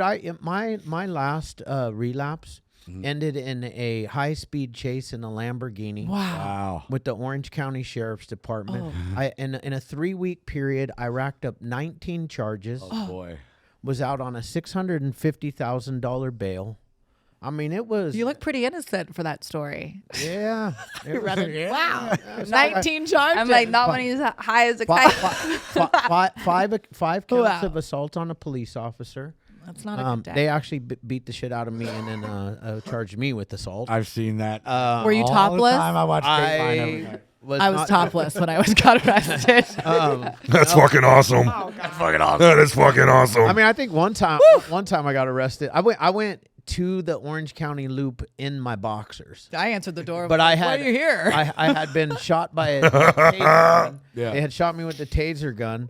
Had to take me to the hospital, cut my pants and my shirt off, and all they left me was my boxers. right. oh man. And I bet was- you were refrigerating because It was fucking it cold was, in the it was loop. pretty Yeah. fucked, so yeah. cold. So cold. So cold. So I mean, and then to go full circle, look, I had gained some success in my life prior to my relapse. I have far surpassed it now. I've been sober again for 7.5 years. Yay. You know, this podcast is and fentanyl, dude. Fentanyl. You know, it brings me to this Scary. podcast, man, because we only do this, right? This podcast because on 9/11 of 2022, my 21-year-old daughter found the love of her life, my son-in-law, dead from fentanyl. Yeah. And we call it fentanyl poisoning. And it's like God put it on my heart. He was like, hey, dude, I want you to be the voice for the people that have lost their lives and offer hope to these families Yep. and the people that are still struggling. You've got that same ability. You can offer hope. Like, dude, my friend Navarone is Sorry about your loss. Priscilla Presley's son. Yeah. Navarone, he's a really good friend of mine. He said that if I even did a matchstick of size of fentanyl and I never did it before, he's like, you'd probably gone. die. Oh, for sure. Gone. I'm like, what? Yeah.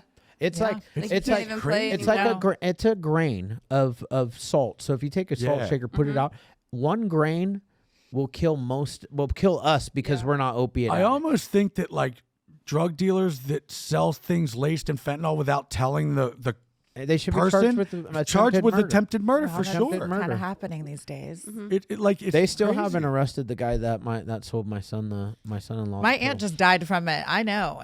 I mean, same thing. Yeah. You know? It's no Just no very joke. sad. And I mean, I just want to sit here and us three. I mean, we're always fucking rooting for you, dude. Yay. You know what I'm Me saying? too. Yeah. You got 4 of us rooting. And like you have so like I'm so happy for you guys. Like I'm so happy that you haven't given up because that's really what it comes. Like you hear all the cliche bullshit in meetings of like keep coming back, all this stuff. It's like because you're right. You said it at the very beginning of this podcast. If anybody that walks into treatment is doing it for their parents or for the court or for whatever reason, hopefully they get a little glimmer of something in there. But ultimately, it comes down to each individual wanting to do it and tired of being like at that Breaking very point. low point in their life where they feel like either I'm going to kill myself. It was time. I had to be saved right then and there. For Like sure. I never pray, and I did. I said Totally. at You prayed me Sunset right off Marquette, that bed. I said, God, kill me. I want to overdose. I don't want to do this anymore unless. Yes. And if I don't overdose and I wake up, you better, in the quickest way, deliver me the person. I don't know. I don't know she why. saved my life. I did end up If going I didn't today. meet her, I don't know where I'd be. All that I know is that I miss my son so much that I don't want to go skating. I don't want to go doing this. I don't want to go doing that but now that we have fun together and we do all these fun things together, now I can relax and know that I'm going to see my son soon. But if I didn't have this, it would be, and I'd probably get some kind of charge of harassment and then I'd be back in jail or whatever it is. And, Well, before they even, I don't think they know. I wasn't even going to go to that party that day because it was one of those days that I had in the morning. And I was just like, why did I drive back to LA? God, please tell me why I'm here. The strike just hit, all this rent. My car's probably not going to make it back. I was in a really tough place myself. People don't really understand that. It wasn't just, I've saved Bam. I could have gone down a bad LA road, of course, and my mom said, you didn't go to LA to stay in bed. And I remember like, these girls are not really nice. I don't know if I should go. And she just kept saying like, what is stopping you? Like, you've never been like, you don't care what people think. Just go to the party. So there was something that day that was like, you should go to the party. I remember looking at the dogs and I was like, oh, I'm going to go, And then the minute I got there, within like an hour, we became friends. And I can say this. Go. I bought her this purple dress and we were walking down right near that restaurant. the Abbey. The Abbey. Yeah. And we're holding hands. I guess paparazzi Vanderpump got Rules. photos of us from far away, but the next day it was like right in Us Weekly magazine. Her ex from Florida, who was a pitcher of I a call him baseball dead dick team. bag. Yeah, pro baseball team. He said, I'm driving to LA to kill the both of you. And I believe that he's crazy enough of the stories that I heard that he would. Yeah. He died of a fentanyl overdose on the way. Oh my God. But if he would have made it, who knows? And the girl that She was just his as much ex, of a give her a little prop. She's the one that gave me a little heads up, like, hey, Austin's back on the streets, so you need to be careful. And I said, thank you. And then within 2 weeks, I'd driven to Los Angeles. Wow. So God has his ways, Sure. So I definitely believe, I'm happy we met, some of the people in the world think it was a motive. There's no motive. You don't know who you're going to love. And he's Who very cares? easy Who to cares? love. Who People are gives a gonna have- fuck either It doesn't way? matter. People are Yeah. going to have opinions, Yeah. good, bad, or indifferent. And Yep. ultimately, are they paying your bills? Are No. they living Yeah, with what you does it guys? matter? Who As long cares? as you're good to him, We are if great. there's motive or not, who really Yeah. cares at that point? Yeah. You know what I'm saying? And if you you're know- good, you're good. and No and motive. I, It doesn't matter. And I've been dealing with this my whole life. Yeah, man. And now there's especially interweb muscles and trolls. Dude, I thought it was funny because we were on the road and she had to stop at a Burger King to pee. But there was a big sign that said, give us your $1 million idea, win a free Whopper. So I'm filming that, and she comes out. I'm like, babe, do you see this? You give them your $1 million idea so they can clock all this money off your idea, and you get a free Whopper out of the deal.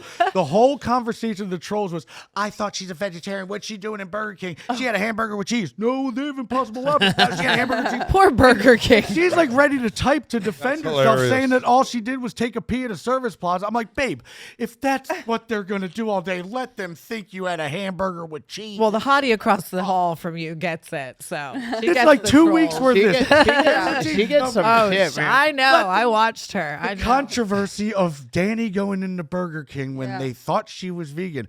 Well, there is an Impossible Whopper, but she didn't want that. She just wanted to pee. Nope, she had a hamburger with cheese, and I knew it. So do you still read stuff? No, I actually, I want to make you laugh about that because my queen here definitely knows more than I do. No, I learned when I responded to the asshole and called him a fat fuck, and he put it on Reddit. I was like, I probably shouldn't DM back, so I don't do it anymore. Yeah. But I did have a good day when I was like, you fat piece of blah. You know, I had one moment. Sure. And now I don't. Here's I the don't best. do that So anymore. Phoenix was 3. I'm at the playground, and I have a photo of me like holding his butt up the slide, and we're all smiling. And everybody's like, "Oh, so great, you playing with your son." I'm like, there has to be a troll somewhere down on this thing. Not only is this incest, it's pedophilia because he's 3 years old. He's holding his butt. And I'm like, oh my god, like. I think that they I wonder know what these people look I know. like. I do in I real got, too. life. I got a photo do. ban on Facebook, on Instagram, because my kid was topless. Yeah, your little girl. My little girl was topless. She was 4 or 5 years old. We took a picture in topless. We were both doing the thing, Yeah. and face and Instagram Yeah. sent me a message. Yeah. Yeah. Yeah. There's a lot of Pornography, things they called should it, or be something. I'm focusing like, on what the fuck? besides Oh, that. He's like, bro, I'm Canadian. Yeah. Fucking Canadian, dude. We do that shit. Yeah, we're topless. Yeah. Shit. Yeah, no, we stay away from that. And then I'm sitting at a dinner in New York, and I'm like, you know what? This is pretty surreal. We're having dinner with Tommy Chong from Cheech and Chong, Molly Ringwald, and John Cusack. This is pretty epic. So I shoot a photo, and I'm like, everyone's like, that's crazy. That's awesome. I'm like, there's got to be a troll. How irrelevant. Like, so irrelevant. Irrelevant means how pointless. Yeah. How pointless? No, I'm standing in front of a room totally. of idols. Of Yeah. Yeah. Molly fucking John Cusack. Yeah, from- Tommy totally. Chong. Like, Tommy Chong's and the you want to man, say dude. how irrelevant? Bro. What's irrelevant is I've your lived entire life. life. No. You're like, whoever wrote that, what's irrelevant is, let me see your post. Oh, having a barbecue with my neighbor. Who cares? Yeah, the internet. You're irrelevant. The love-hate with the internet. Me having Yeah. dinner with John Cusack is irrelevant. You're irrelevant. So you literally scroll sometimes. He just to likes find, it. Don't just let to him find lie to something. you. He Well, likes the beauty of me controversy. is that when the stripper reads stole it. my phone, I had to get a new one, and I can't. I've been to Apple so many times trying to figure out how to get my Instagram. You don't so need it. I can't check it. My friend, his name is Shit Goose. He handles it from Philadelphia. So the only time I get to read comments is if I borrow yours. and He'll check look it at out. my phone. My I phone catch hasn't him. had it for Yeah, over a yeah, year yeah. now. I catch him every now I and kind then. of prefer it that way. But Yeah. he like, you know, he Sure. likes controversy. Yeah. He digs Yeah, it. yeah. He's like, let him call you a transvestite. I'm like, well, cheers to the transvestites. Love you guys. Hey, but here's proof Yeah. that God's real. Yeah, You Yeah. fucking totally. pray. I did. love it. And I never have before. Yeah. He did. I actually was like, I was just under a bridge with a Mm-hmm. fucking homeless chick that I took back to a hotel room to get a shower and buy her clothes. Don't know if I was so messed up, Mm-hmm. I might have fucked her if she would have still been in there. But I knew it was my lowest point ever. And now I'm sitting with this giant crystal meth rock and I'm in the Sunset Marquee. I'm like, the time is now. Mm-hmm. I don't want to deal with any of this anymore. I'm not in Jackass 4. I got a fucking ongoing, never-ending lawsuit about my kid. My brother just sued me by the thanks of letting him stay at my house. I get the thanks of having to get Donald Trump's lawyer. Earth angels, you know. Yeah, and I'm like, Earth I angels. want to die tonight, and if I wake up, fuck you. But you better deliver me the fucking one to save me. And it's not gonna be I need a fucking dime piece. And then I need became like cupcakes. the Inspector Gadget. So then I'm like, well, I'm not going to sleep with him the first couple. Okay, I got to tell him because I know we have to probably wrap up soon. But he had these girls that liked him. We're actually in no rush. Oh, we're not? Oh, well, I'm sleeping over, so good. Okay, good. But the girls, they were being sweet, and then, not everybody's cut from the same cloth. Sure. But, and I don't judge what people do for Yeah. money. I really don't. I'm just a bartender, Yeah. really. I'm not going to go, I'm not that hungry because my rent's $4K, so it's a lot of dinner. Yeah. But when we started hanging out that day, the girls then turned on me, as they do. And started blowing. I had like 18 missed calls, and she was like, I introduced you to Bam. He fucked my friend yesterday. And I got so annoyed. I went, well, I'm going to fuck him tonight. So have a good day. Click block. And I've never spoken to those girls again. But I should say thank you, because if they weren't mean to me, I wouldn't have probably given you my number. So thanks, bitches. That's fucking awesome. I didn't sleep with them that night, though. It was the next night. I am gonna say though, you are looking a lot better getting better. Yeah. Things are coming around, huh? You guys need Yeah. to shred him, and she needs to get me my 5 pounds back. She goes for it at the gym, and I just follow her lead. Yeah. I'm just a little too skinny right now. And then the hiking when I'm with the shaman, and then skating every day. Yeah. Dude, you try. God, you see them skating? You try a skate Crazy. trick 10 times, running back Yeah. upstairs and Yeah. jumping down it, running back and jumping down. By the 10th try, you're sweating balls. It's Yeah. gnarlier than The any Planet pumping. Fitness workout you could ever imagine. The pumping in itself is Yeah. like, I mean, you should see me over there at the park. I'm like, Did you say the pumping? boogie it up. When you pump The a mini pumping. ramp, Sorry. No, when I'm on a different track. pump a mini I'm ramp, on a different track here. But yeah, I agree with you. Pumping is good exercise. it's going back and forth on a skate ramp. But All right, fair enough. it doesn't look like Drop the mic. exercise, but if you've never done it and you Oh, did it for an sure. hour, Yeah. you would feel like you have Everyone- such I've a never been on a Yeah. rock skateboard. hard six Yeah, never been on a It- skateboard. it's like a total ab workout. Good for you. Pump up and down. Yeah. It's crazy. Oh, up and down. Yeah. Can you They wake? jump. Can you wakeboard? I have before, but I only did it I figured it out the first time I did it. It's not hard. Can snowboard?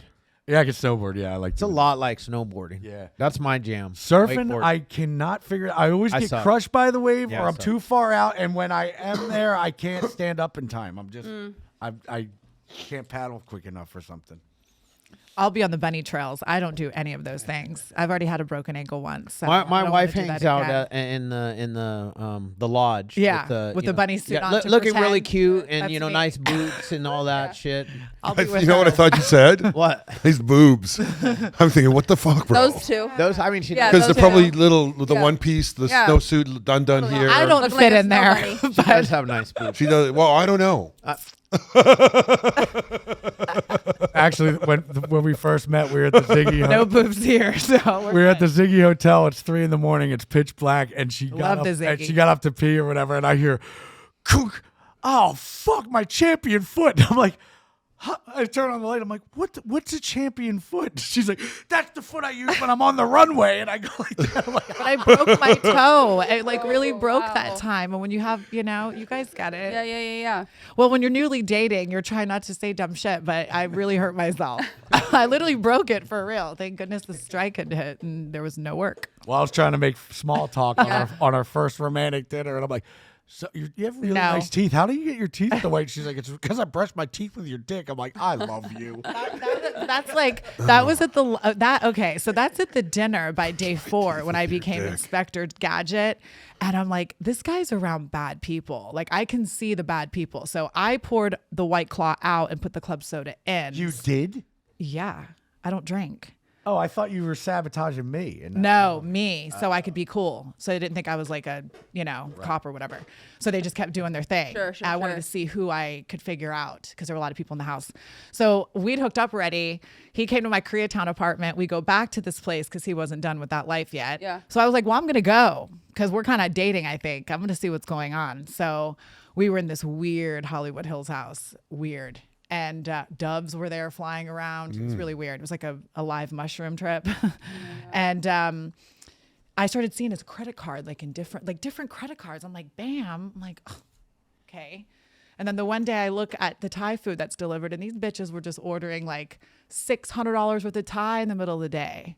I'm like, man, when I was partying, I was eating like Subway. Like I wasn't ordering tom yum soup and octopus. Right. So he's just he's passed out and everyone's just ranking the card up. So I started taking cards and I'm like, y'all are fucking fucked up. He'd wake up all zombied out. I'm like on my fake drink, like, I'm gonna get this fucker out of here. Yeah. And within like a couple weeks, all of a sudden this like guy in a robe comes out of the middle of nowhere. Now I've been there like 2 weeks. And Never I'm like, seen this guy before. Where the fuck have you been? Jesus. He comes out, he's like in a robe, his hair's all fucked up, and he's like, you want to come try my robe? I'm like, we're getting the fuck out of here. Wow. If you don't come with me, I'm leaving you here. That's pretty cool. though. The guy showing up with a robe out of He nowhere. was in the house the whole Living time. in the closet. He was That'd in have been like you, bro. That another would have wing.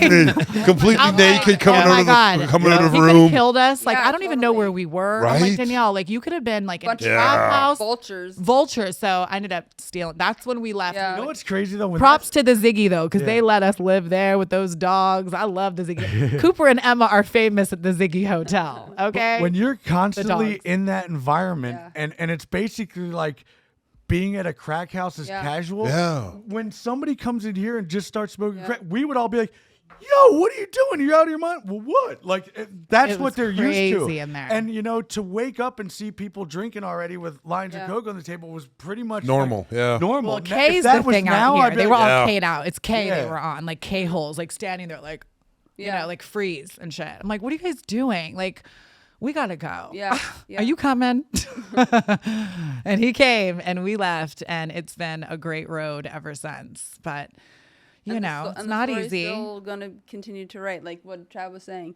Like people love a comeback story. Yeah. Like Keep going. and from where you started, and people being.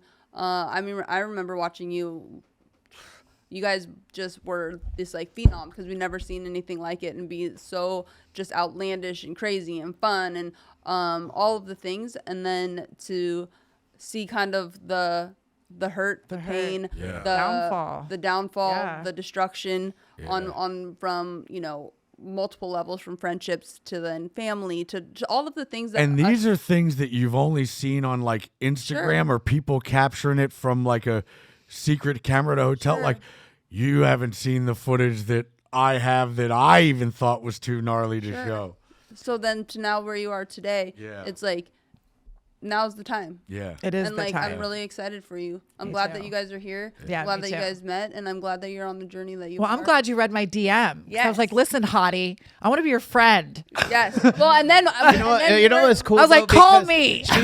She texted us. We have a thread. Yeah. we have a thread, and she goes, Bam's wife just texted me. Yeah, I love it. Or DM'd me, and Yeah. I was like, "Oh, cool!" And then, but you had got the Hopeaholics too. Yeah. So, and what's cool is that you got her first because I was coming for you. The Yeah. different part is that Shane and I we because this also produces leads and stuff for our treatment center. Of course. Yeah. But Help more so, people. So we check everything, all the requested, everything. love But it. so we go through everything every day. Shane's like probably got 50 messages he's about to go do Yeah. when Every we, day. when we yeah. shut down. But I wanted to say, I really want to say this to you because, you don't have to do your recovery the same way Steve-O does his recovery, or how yours, I I do do mine. mine. I do Like, mine. everyone Yeah. is different. Or Brandon does his, or any of those guys. I mean, They say that, everybody has their triggers. I have one trigger and it's called boredom. yeah. Whenever I get bored Yeah. or don't have somewhere that I'm obligated to be at. Like Yeah. that's why I love the structured schedule Yeah. that I never had in my life. If I'll I make didn't have shit up that just and on I the get schedule bored for a split for him. second, You're gone. I'm gone. Yeah. You know what, Bam? I'm bored. That's Fine. literally that is me too, because my Yeah. parents really love when like I'm the happiest when I'm the busiest. Yes. Yep. It's Yeah. because usually, I'm the problem. You're the So problem. like if I don't have things going on or have to be somewhere, Yeah. Yeah. It could be trouble. Eventually, though, Yeah. you'll slowly start chipping away Yep. at the trauma, at all the And the junk, pain. and the Yeah. pain, The and, people and- you're with. and the Yeah. people. Because when the people you're with changes, a lot of things change. But if you start chipping away at all of those other stuff, that your perception and your reality changes, and you'll start to be okay. Like, okay, I need a little bit of Yeah. I think time is downtime. the only thing that could cure certain things. Yeah. Time. yeah. Sure. You can't go sort it out right now. Like No. And it's okay if it Yo, doesn't can we go talk back about to this? what No, it was. Time has to go by. I mean, I hope someday you're able to repair and mend yeah. at least Say hi. some of the relationships. I think Steve-O really adores you and loves you. I don't know The I don't- hardest is like You don't understand when the cops came to my house over the bear trap thing of letting my brother stay at my house. When I saw them coming and they said, "You stop right there." I just had flashbacks of knowing that I'm going back to a mental institution for 2 weeks and then I'm going to have to do 90 days of treatment again. I just know it. So he goes, "You better stay there and not move." And I'm like, I'm either going to run, I'm either going to stay. I'm either going to run. I ran so fucking fast. I was hopping barbed wire fences. My first barbed wire he's fence. a sprinter. Because I know that I can't take the roads because they'll find me. There's 8 police officers and 2 helicopters. And so I'm going through pricker bushes. I fell asleep in one for 3 hours just so I didn't move so they didn't hear any rummaging until I woke up to a squirrel seeing if I'm alive. Then I drank the Brandywine River because I'm dying of thirst. And then once I hit a barbed wire fence and I knew that there was no way out, I was so scared hopping it with the bent 3 spikes. Oh, yeah. Thing. Once I figured out it on the 3rd try, I became a master, and I was on my 10th. So if you want me to hop a barbed wire fence, it's no problem for me anymore. But I hid in a box at a neighbor's house that I thought that nobody was Who actually there. cut his hair recently and did the best job ever. Her name's so- Mary. Shout out to Mary. So I made it fucking 11 miles over the river and through the woods to a fucking to Fairman Skate Shop. From there, I made it to my buddy Jeb's beach house in the Jersey Shore. And I wanted to do an experiment on the way. I was like, all right, I'm going to tell my mom I'm in North Carolina. I'm going to tell my Aunt Missy I'm in South Carolina. And I'm going to tell so-and-so I'm in Virginia and just see how far that goes. So my brother's on his little Tweety Bird rant, like, "Bam's so high on meth that he made it to North Carolina already. He must have been going 188 miles." I'm like, "Oh, Mom, so you told Jess that," like, "Bam, I swear I didn't tell anybody." Well, the only person I told I was in North Carolina is you, because I'm actually in New Jersey, and I was just fucking seeing who There's the liar trust. is. Trust. Yeah, I got a Yes. major trust issue. Trust issue. And we went to on Dr. Phil, my mom and I, about how she'll tell my friends at my house at Castle Bam, she'd be like, "Hey, Dickie, don't tell Bam, but what's going on over there?" Like, and he would be forced to either lie to her or lie to me. "Well, I won't tell Bam, but there's actually 3 girls by the pool. Looks like they're sipping on Corona. There's a guy smoking weed over there, and there's a couple dudes skating at the barn." You know, like, I'm like, "Mom, that's called manipulation. When you say don't tell Bam, but," it's manipulating my friends to force to lie to either you or me, and it puts them in a terrible position. So we went on Dr. Phil about it. I guess she got the hint, and because she stopped for a while. But as soon as all this bullshit happened, I made it to my pro skater friend Carrie Getz's house in New Jersey along the way, and I grabbed his phone to check out a photo or something. Bling, my mom. I'm like, "Oh, what does she have to say?" "Hey, Carrie, don't tell Bam, but is Bam over there?" I'm like, "You're already at it again. I'm at Carrie's house on his phone right now. You've learned nothing from Dr. Phil. Goodbye."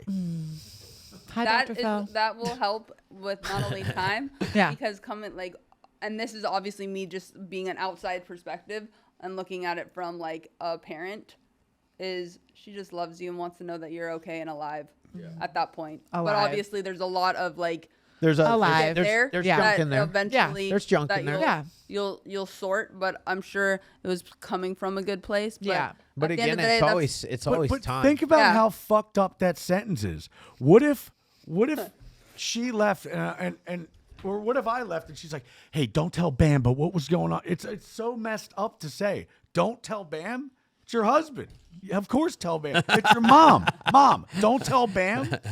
Don't tell. No, fucking. What do you mean? It's so manipulative. Hey, you know what? I just want to throw in, because I'm with him every day and I love him to death. Remember, Bam's like, No, you actually should love me to life. I love you to life, but Mom always says, "Bam, we just love well, you to I'm death." saying Well, you're killing me, Mom. love you so much that you're dealing. Fucking life. He's like he's feeling all this again, like sober. So I keep Right, telling him and like that's his the thing. feelings are Yes. valid. Like you're allowed And to that's- feel this way. Last time I talked you about know. all this at Yeah. once. very true. It is. It's Well, like listen, last time I talked about all this at once was with Lehman. I went into a fucking seizure during the thing. 'Cause Yeah. I just Yeah, even it's a talking about lot. it and thinking about it. But even when the Comic-Cons, you Yeah. do it. It's Yeah. overwhelming. I'm sitting. It is. I'm not famous, but my husband is, and like I feel him. I'm with him. I Yeah. see the fans. They stare at y'all like you're wax figures. I mean, I get the anxiety.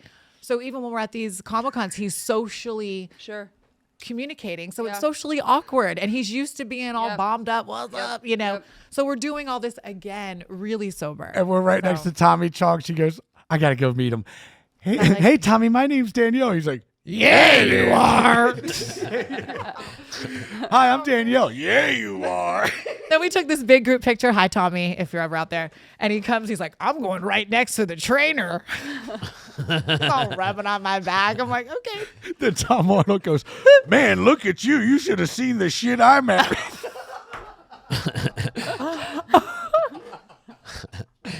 Man, there's some crazy shit that goes on. The Comic Cons are Yeah, funny. yeah. So Y'all have a funny with, crowd. you know, Linda Blair from The Exorcist? Yeah. yeah. Well, she's older now, but she was signing next to me. She has this long ass line, and 30 people down is this fat guy eating a hot dog. She gets up. I'm like, what's she doing? She runs over there, grabs the hot dog, throws it on the ground, stomps on it. She goes, I'm vegan and nobody eats meat in my line. She goes back. I'm like, he's still in line. He still waited. He still waited 30 minutes to pay $100 to get her Yep. picture taken. Yep. She goes, on the count of 3, take the photo. 1, 2, 3. She covers her whole face with her hand. She goes, get out of here. I'm like, you know, they should blame the concession stand for serving hot dogs. It's not this guy's fault. And you know what? I'm going to go buy a vegan hot dog, wait in her line, and see what she does. You know, what if I'm eating a vegan hot dog? Nobody eats meat. It's actually a vegan hot dog that I brought from home. Man, that's just so messed up. Have you been to one of these Comic Cons, you two? No? Okay. They're fun. It's interesting. I want to go. Well, so do I. It's wanna- adults in diapers. Yeah. with Yeah, baby I like bottles. that's. Yeah, Yeah. isn't there Wow. one in San Diego? I've worn That's the diapers biggest before. one. That's the That's biggest one. I want to go. Yeah. Are you going to be at the next one? He will. Okay, yeah. This guy goes, who we're the fuck? going. Who the fuck are you supposed to be? What do you mean? Who am I supposed to be? I'm supposed to be Lex Luthor. He's all bummed that I don't know. I don't know. It's Supposed to be funny. Lex Luthor. Hey, They're having a good time really tonight. serious They at are. that shit, man. They don't fuck around. I know that one in San Diego That's a big is one. like Yeah. big. These fools. You've seen them? I watched when I was in Canada. so I used to funny. watch them all the time. I dreamt of coming to California. Well, you'll have to go going to now. Comic Con, going to that thing in the desert. What's that thing in the desert? Burning Coachella. Burning Man. Coachella or Burning Man. I always wanted to check. I out always had dreams Burning living Man, in yeah. Canada doing this Good stuff. of Yeah, it. so I'm into all this. All of it. Burning Man. Oh, I'll be yeah. like, So Shane and I know how you feel because we go places all the time, this one. and she's famous. Who? She's And- hot. Shut the fuck up, Shane. Who? I was about to say you probably can't take her anywhere. Oh yeah, we can take her yeah. everywhere. I mean, no, it just depends on where we go. I but, can't like, take him anywhere. Go to Walmart. Have fun, y'all. Okay. That's what we're doing next. Let's going go. to fucking Walmart. Let's go. You know what? Let's go fucking somewhere with Listen, these two. I these would two love fools to go somewhere and, with these and two. just like Costco, Costco right down the street right here. We'll vlog the whole thing. How about Christmas tree shopping? So I've heard a lot, but this was the ultimate best. I'm flying from Istanbul to Greece, and I'm sitting first class on a plane, and this like Middle Eastern fan who obviously recognized me from Jackass or whatever, Yeah. turban on and everything, points at me on the plane and goes, "Bum!" And I'm like, "Shut the fuck up, dude." He's like, "It's Bum. It's Bum Margera. TV's Bum Margera." And I'm like, "Shut the fuck up and stop saying bomb on the airplane and pointing at me." He's like, "It's Bum Margera." And so I'm like, the lady comes over to the steward. She's like, "Why is he pointing at you and saying bomb?" I'm like, because my name is Bam, but in his way, my name's Bam Margera. I'm from an MTV show called Jackass, and he recognized me from it. That's all it is. But in his way, Bam Margera is Bam Margera. So he's pointing at me saying it's bomb. That's all. Yep. There was a guy that did it not too long. A couple Like, of Jesus, times. tap dancing, fuck, That's Bro, funny. that shit is Yeah.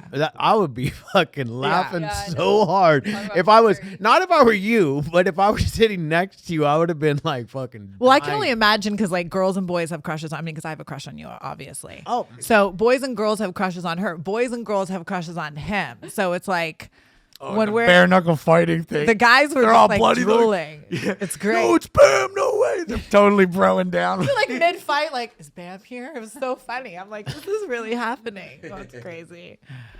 Yeah, I would love to see you two interact in public. And then the second best was in Denver, Colorado. This black dude does a double take with his sunglasses and puts his eye. He looks me up and down. He goes, "Asshole," and I'm like, "Me? What did I do?" Wait a minute. Do you mean Jackass? Yeah, I love that show. Yeah. It's not called asshole, dude. Yeah. But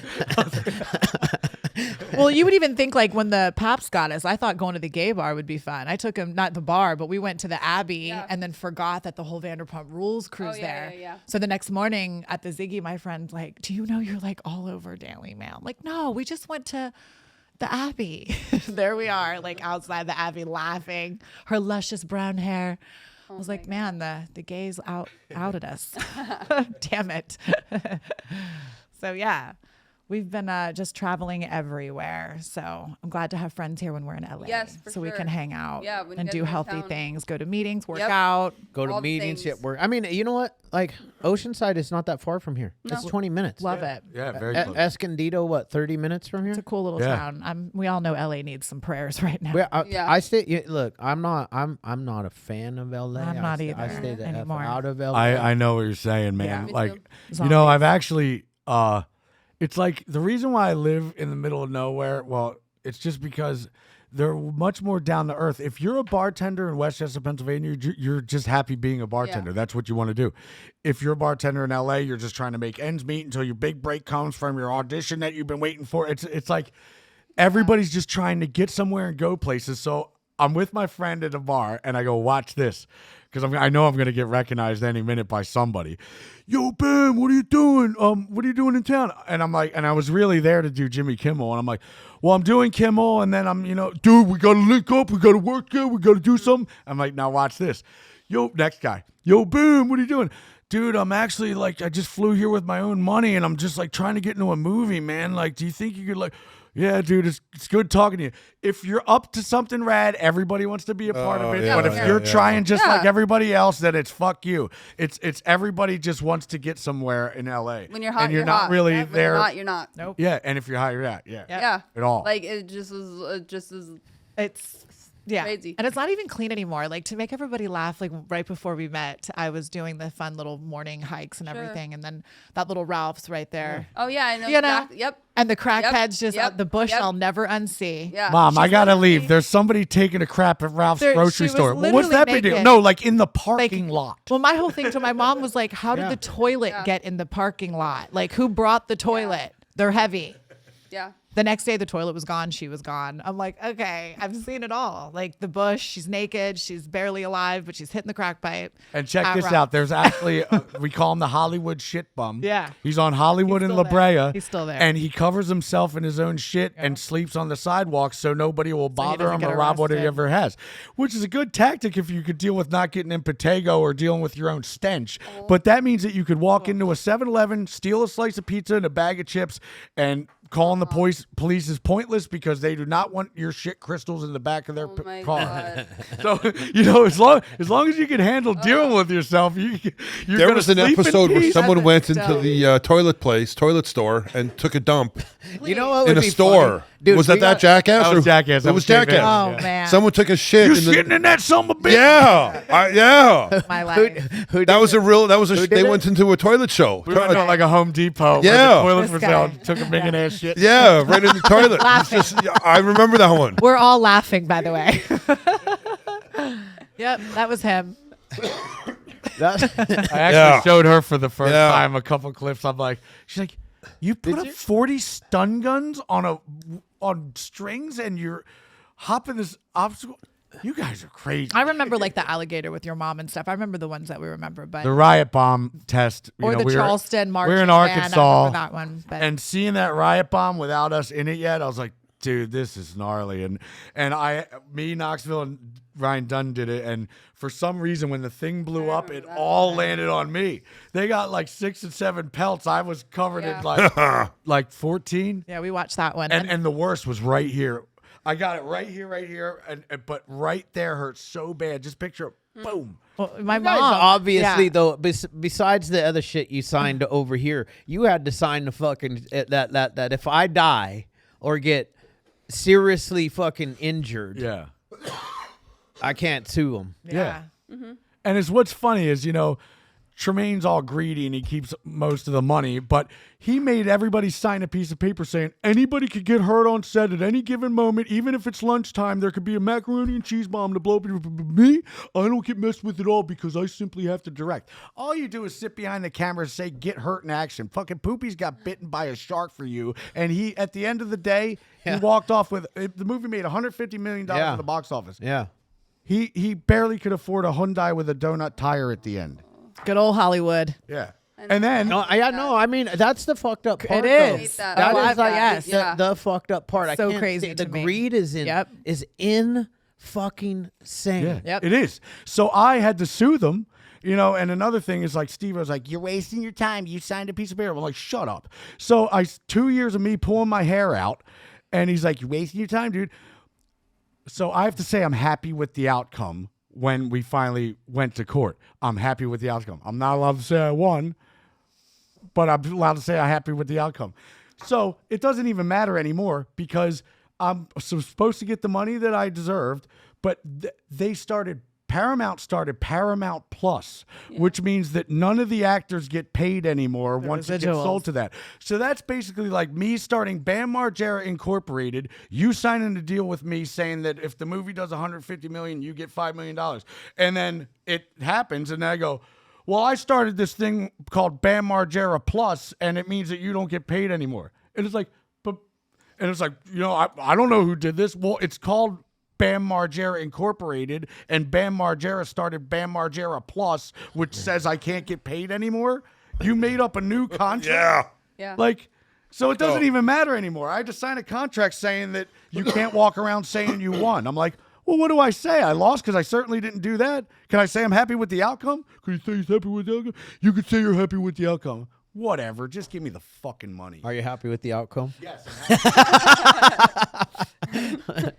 So there's a lot of fun stuff just for the fans and anyone who has been asking a lot of the One Bam. last thing, and then Danger Aaron goes, I talked to Tremaine and said he sold it to Paramount Plus and he didn't even get paid either. Yeah, right. Do you think Dick House is going to sign something away for free? You know that him and Knoxville clocked bank and didn't pay anybody else. Well, he's got some new stuff coming out here soon. We've got some. Viceland's going to be filming you skating, which is exciting, and Lionsgate's been doing some stuff with big things on his Yeah, story. Joe DeVito So who did they're all getting 56 back episodes of together. Viva La Bam with me and Bam's on Holy Union.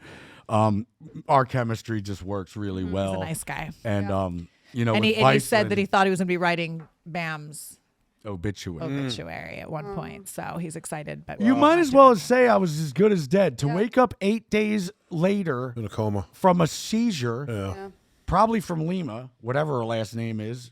But yes, 8 days with a tube down my throat because I couldn't breathe on my own, only to wake up so weak and dehydrated with COVID and pneumonia, knowing that my skater friend just died of pneumonia and he was COVID and pneumonia and he wasn't even like an old dude or anything. He was a very healthy dude who just died from COVID and pneumonia. So I was on death's fucking door.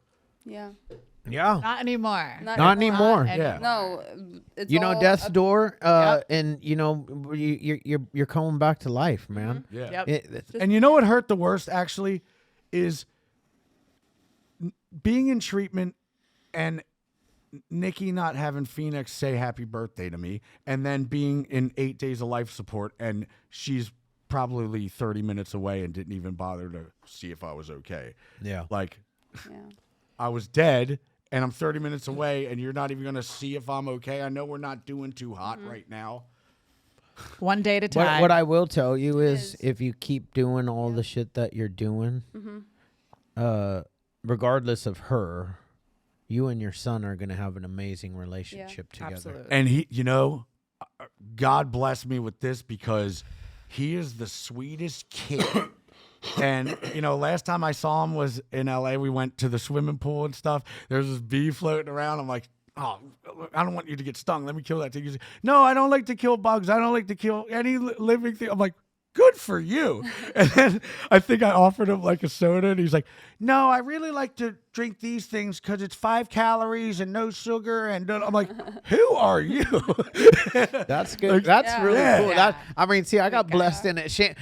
I think the three of us got blessed because Shane's got a kid that's freaking phenomenal. The opposite of him, a good boy. Yeah. My son, he came out of the womb just this amazing, loving boy. Yeah. And he's now at Baylor University in his first year of college. Yeah. So, went through high school with a 4.4 Beautiful grade thing. point average. I had like a 1.9. Is what breaks my heart though is that I'm missing my own kid grow up. Like I got put away when he was 3, and he's turning 7 on Christmas. And ever since then, I have to pay a monitor $1,000 to hang out with him for 4 hours. It's crazy. Well, just and I have to day by plan day. on what I'm going to do. She has to monitor everything I say. I think I even said one time, hey, Phoenix, what's your favorite cartoon? And it's like, is cartoon a code word for anything? Like, no, I actually want to know what his fucking favorite cartoon is because I've been locked away for 2 years and I'm missing him grow up. And I know that I wasn't the greatest, back then. I'll never hear the end of it. I punched a mirror when he was 3, just arguing. Yeah. And I guess it was in front of him. But like, I think it's for court purposes, but he goes to therapy about that. I asked him about it. He doesn't even remember it. Yeah. It's like, you have to remember, that daddy punched a mirror when you were 3. And that's Their very kids are traumatizing, way right? more Yeah, resilient he was- than these yeah, crazy doesn't remember fucking especially if this is LA courts. These LA courts are, their kids are resilient. He won't care about that stuff when he's 13 as long as Bam stays on the straight and narrow from here forward. And even if I don't want to say that though, because if you stay on the straight and narrow from here forward. Yeah. But the most heartbreaking thing is, the lawyer, David Glass, Nikki got a lawyer. They want me to pay for her and hit Phoenix's entire life, but they don't want me to be in his life. So it's like, well, how's that going to work? How's that going to work? It will. You want me to pay for it will I is promise you it it take will. my kid and make him live in California when I live in Pennsylvania, and you will definitely not fly out to let me see him at my house. I got to fly every single time to LA. Why would I want to pay for his life when I can't be in it? Like, it doesn't work that way. One day at a time. Yeah. And it'll eventually more will be revealed. You just have to keep showing It's up. gonna just keep showing up. Just keep showing. And you're gonna sort out all that because it's a lot of years of. But I mean, I just feel like at this point, I'm officially missing him grow up. From 3 till 7, I've missed it all. Well, it's getting better, and you're sober, and you're. And when I do see him, it's such a precious time. Yes. And we have the greatest time. Yep. And you have the present right now. Yep. Because then think of it if you do go back to old Bam. Yeah. You're not going to see him at all. Yep. So right now you have the opportunity to.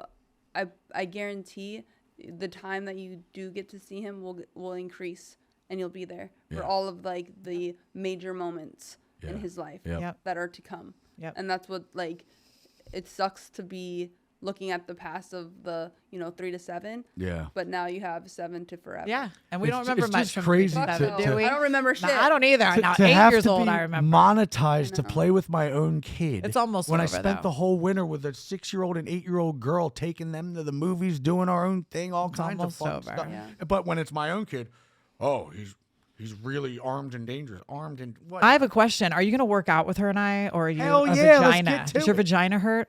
Yours does. It does. Well, it's going to. It's me about last to. night. The vagina is about. No, well, don't talk shit. Vaginas. The actually, vagina's I gonna heard hurt vaginas today. don't hurt. I heard vaginas can take quite a bit of. On that note, you guys, That's just what I we're heard. going to Work stretch, out. She brought up and vagina. I'm eat. just going in with it. and we have our meeting tonight. But we'll exit. Can't on we the sit here and vagina. talk a little more about vagina? No, Are I you knew you sure? were perking Are you up over sure? this. You This is perk up great. every Yeah. time there's Another sex. 30 seconds. I mean- So check this out. There we go. There we go. I'm at the VMAs in Nice, 2000 nice. when Pink, the singer Yeah. Pink, is Yes. all big. And I'm presenting Alicia. Eminem an award. She comes walking up to me and she goes, "Do you know who I am?" And I'm all like, "Yeah, you're the singer Pink." She's like, "I'm Alicia from Doylestown with the green know hair. each We used to other. skate at Cheapskates when we Like were you. 12." Oh, shit. I'm like, "You did the blunt to cunt." So she tried to trick on a No blunt, and it way. went a credit carded right here. So Ooh, it was like, that hurt. blunt. So Oh. she did it. Oh. Yeah. I'm like, "You're blunt to cut. You You're remembered Alicia her. from Cheapskates." Wow, that's I've crazy. never put 2 and 2 together. That's 'cause cool. I just Yeah. thought That it is was some cool. big So pop cool. star named Pink, and I never knew that. I never put 2 and 2 to get together that she could be from Pennsylvania and she was the girl That's that I awesome. skated with. Wow, that's actually really cool. There you go. One last vagina story. One last story vagina for you. The Thank you. cat. Thank The you. fucking blunt. The pink. The blunt, to the cunt. cunt. So I think we should do this more often when we're together, like working out and stretching. Yeah. And you at the gym. Are you gonna? I like it. Are you too busy today to stretch me? Not you, but you have First to wait. priority. You're number 4 though. No, I'm today. first. No, she's first. All right, I'm second today. She's first. It's her love it. turn. Yes, I'm excited. Well, damn, guys, this was a. Yeah, this was I know. good. We Thank could you guys talk so all much. day. I feel like this was I want to say it. This was a badass podcast. It was real. It was raw. Yeah. Talk all day. Some good shit. Yeah. And I'm excited too because you guys have to come out here All the time. all the time. So Can we like do a challenge and just like take them to Walmart one day? These two Yeah, bodies. yeah. We'll just walk behind and Yeah. see what I happens. mean, yeah, we have to do that. You might Yeah. have to hide me because they know my ass. Well, we're unfortunately. officially You always too. here about a week out of every month. Yeah, we're here a amazing. lot. So, yeah. And the more they get to see each other, the more I'll be out here. And that's what we're manifesting. It's going to be more than a month. He's getting older. They'll be able to see each other a lot more. And then so. Bam, me and you'll go to meeting because Yes. I have to report to my sponsor that I go to meetings. He and needs I a never want to sponsor. go. So This one Kick is your ass in the fun. gym. She stretches you. I visit Phoenix. We're best friends There you now. go. She's stuck That's with me. great. Yeah. We have a Narcotics Anonymous meeting. So we do two things. We have Exciting. a Zoom meeting every Tuesday night.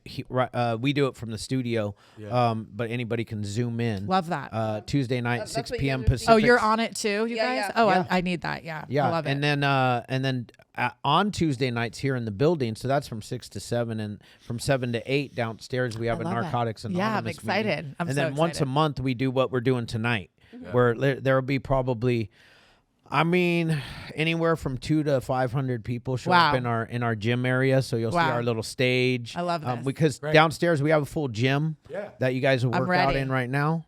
Well, I want to say And then- that I would like to eventually, we have some love from the prison, so you need to go say hi to some of these guys because yeah. and women, Yeah. But I've gotten some love letters from the women's prison, so I'm hoping eventually to. I like Pipples and Addicts we were talking yeah, about, yeah. but I'm hoping to get more involved with him and do stuff like that to give back to. Oh, we can The get community and into, the dogs we and got stuff. this guy in John Ponder, Love amazing dude. We met him on the Maha event we did with RFK. He does what is this prison? It's Hope for Prisoners, Love this, and yeah. he love he this. wants He gives them a Natalie. trade. Let's do it. He teaches these guys A trade. 18 months before they're released, and then 18 months after they get released, because we all know that it's basically like a revolving door. Sometimes when you go Going in, right back. and then you go right back out. So he basically trains them into some type of trade of their desire. Wow. So that way that when they do get released in those 18 months, they are able to actually get a job Do and not something. go back to Yeah. like, Yep. selling drugs. And or then he on the takes street, guys you know? like Yeah. them into the Yeah. prisons. Well, I went talk to, the prisoners. I can remove tattoos, so Oh, shit. tattoo removal. I don't- wanted I- to do that. The only tattoo they I get can't, on I their haven't face. figured out why the person hasn't gotten rid of it yet. Is I'm getting rid of all of mine. Steve O still has a dick maybe tattooed my on his schnoz. head. Oh wait, you have a dick too? Could you please let me pull my remover out? Okay, I have a lot of work to do on this body over here. Oh my gosh. Whoever Crazy Kate Once is, I got fucked upside the ass in Nebraska, I got this shitty ass. I can't tattoo with on him. top, And then I humped crazy. I'm certified for a reason. Cornfield, are you jealous? Here's my new Bigger client, than a football bat. my first client, Bam Margera. Yeah, there you go. There you go. I love it, you guys. Lots of fun so stuff. we'll definitely, when you guys come out, we'll link up. All right, cool. Thanks, guys. Thank you guys Thank so you. much. Love you guys. Love you too. Yay.